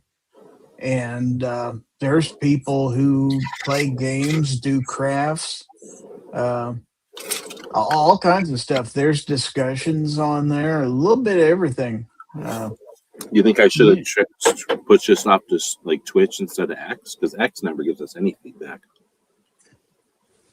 Well, It's even Twitch is kind of designed for that. Now, I don't have much of a following there, but I don't give it a whole lot of attention. But some people primarily stream on Twitch and, you know, make a good living at it and stuff like that. But you have to pretty much dedicate yourself to that kind of audience and stuff like that. But it is one of the live streaming platforms out there, and I go on there and watch some music stuff every once in a while. But I just got a new synthesizer thingy today, so maybe I should go on there as I'm practicing my playing with my electric, you know, like things that have a bunch of dials and switches on them. I can't get enough of those things, so every once in a while I buy one. I don't know how to use it real well or at all, but like I say, maybe I should just go on Twitch, go live, and learn how to play it. I mean, the alternate platforms, like I've went live on Facebook, I've went live on X, like you say, a number of times, Rumble. But I don't know about you. I have a following of over 1,000 people on X, and I still can't get 1 or 2 people to watch a live stream over there. It's just not a great live streaming platform. It's primarily a comment platform. What? Comment? It's more of a comment, you know, where people just post things. It's a social media platform. Live video is out there, but I don't think it's used a lot. No, I hear you exactly. Or I was going to say it's more of like a scroll, but yeah, same thing, right? Yeah. They're not interacting so much as like liking maybe, but they're definitely not commenting. And I don't know if they're sticking around either. Like it's going to lend itself to flipping past if we're not like jumping around for them, or you know, super interesting. But I say that, and then right now there's 3 times more people watching on X than there is on the YouTubes. Can you see the numbers up there, or is it? I forget. It's just the host. No, I can't. Okay. So yeah, we've got like 5 times more. 4 times, like 3 times. Wow, 4, whatever it is. Quite a few, a multiple number of times people watching on X than on YouTube. But yet YouTube, well, really only Foss is chatting, but he's, you know, chatting from YouTube. We did have some people chatting from Facebook, but I'm still learning Facebook, and I'm guessing Facebook is a whole lot of, oh, guess what this is? I gotta hurry up and get ready for the overnight mouse parties coming up. So in about 10 minutes, Yeah. I gotta tell my clocks all over the house to not wake me up anymore. 10 minutes before Yeah. the show. I used to have a recurring alarm that would go off 15 minutes before the show so I could take my nap. Somebody's responsible for that. I'm just saying. Oh, I'm gonna go turn that off though, because I have had that happen quite a few times already, like twice. So I'll turn that on. If I can find the thing, there it is. I guess it was that easy.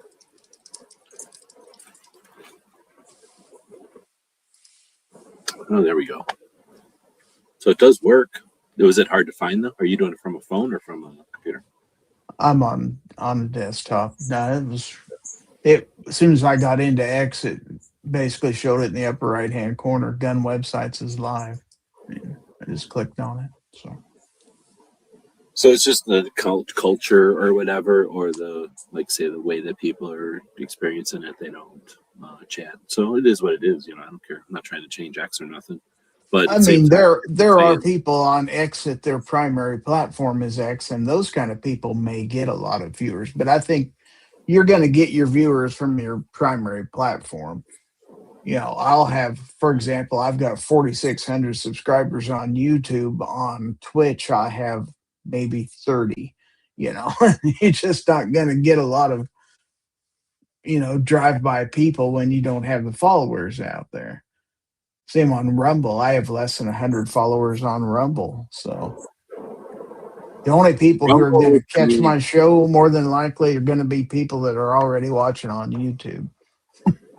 Rumble seems, I'm tainted probably because I know mostly gun people that are on Rumble, I guess, and I don't know anything about Rumble. So with that lack of understanding, Rumble to me seems like it's mostly political folks that want to talk about politics or complain about politics or whatever. Mm-hmm. Or alternatively, I need a place where I can do what they won't let me do on YouTube anymore.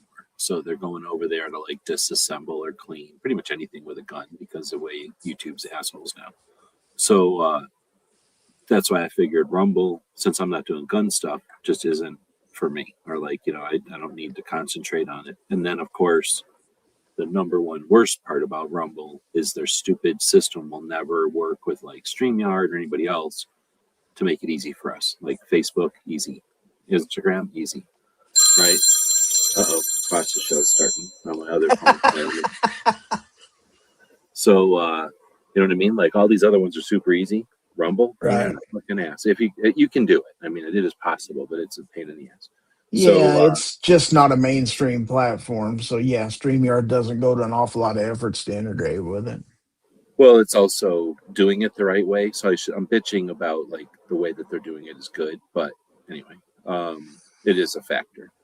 But when you're saying that about Twitch, I'm wondering, not for this necessarily, because if this isn't what Twitch is all about, I get it. But some of the stuff I do want to do, like I was saying, playing with the musical instrument or something, if that's something that people are doing, watching on Twitch, then I might double check because you can get paid for that, I think.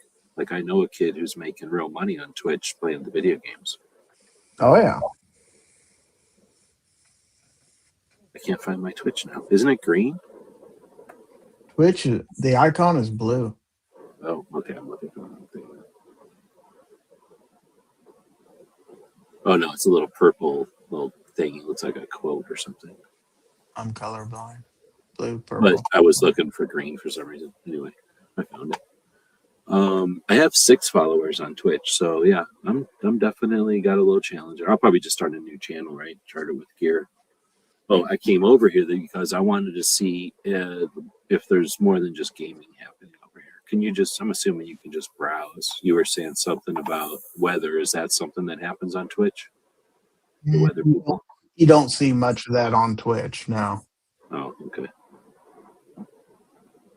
I haven't looked for it, but it's more community type stuff. Like I say, crafting. A lot of people sit and watch people knit and stuff like that. It's amazing what people will watch them paint a picture, draw something. The kind of stuff you used to do with machines and stuff like that, or when you were, doing the digitizing of images and stuff like that, that would go over real well on Twitch. That's exactly what I was thinking. Yeah, like because if I could do something that's kind of crossword puzzly, something to just kind of do, Hmm. especially if I can do something like you're saying, like I would call it cartooning or whatever. But yeah, where I would just like fiddle. But if I can do some of the stuff that like that on there, then that would be interesting. I wouldn't mind trying that for sure.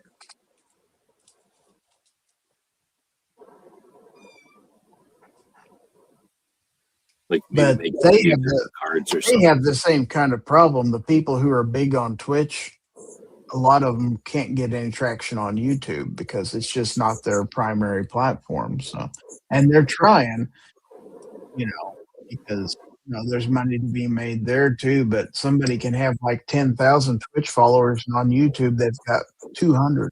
It's just kind of the way it works wherever you're known. Yeah. Well, that's the thing. I'm not trying to be famous or nothing, but I'm thinking, for example, like if I wanted to make a new deck of cards, and that's going to take 10 hours, 20 hours of farting around, might as well do that in front of everybody like I used to do because I'm going to be doing it anyway. And then I can bullshit and chat while I'm, somebody who comes by. But if I can do it, help somebody who's trying to make a deck of cards, or help somebody that's trying to use the software I'm using, that kind of shit, then that's just, doesn't cost that much more to just do that stuff live. Doing it on YouTube, though, maybe it would work, maybe it wouldn't. There wouldn't be much result in it. But on Twitch, they pay you by the view type of thing and how long Right. you keep people on the platform. So if you could do, yeah, I'm just curious. Yeah, I'm definitely going to try that out because there are some things, some projects that I need to work on that are long, and I wouldn't care if somebody's watching over my shoulder.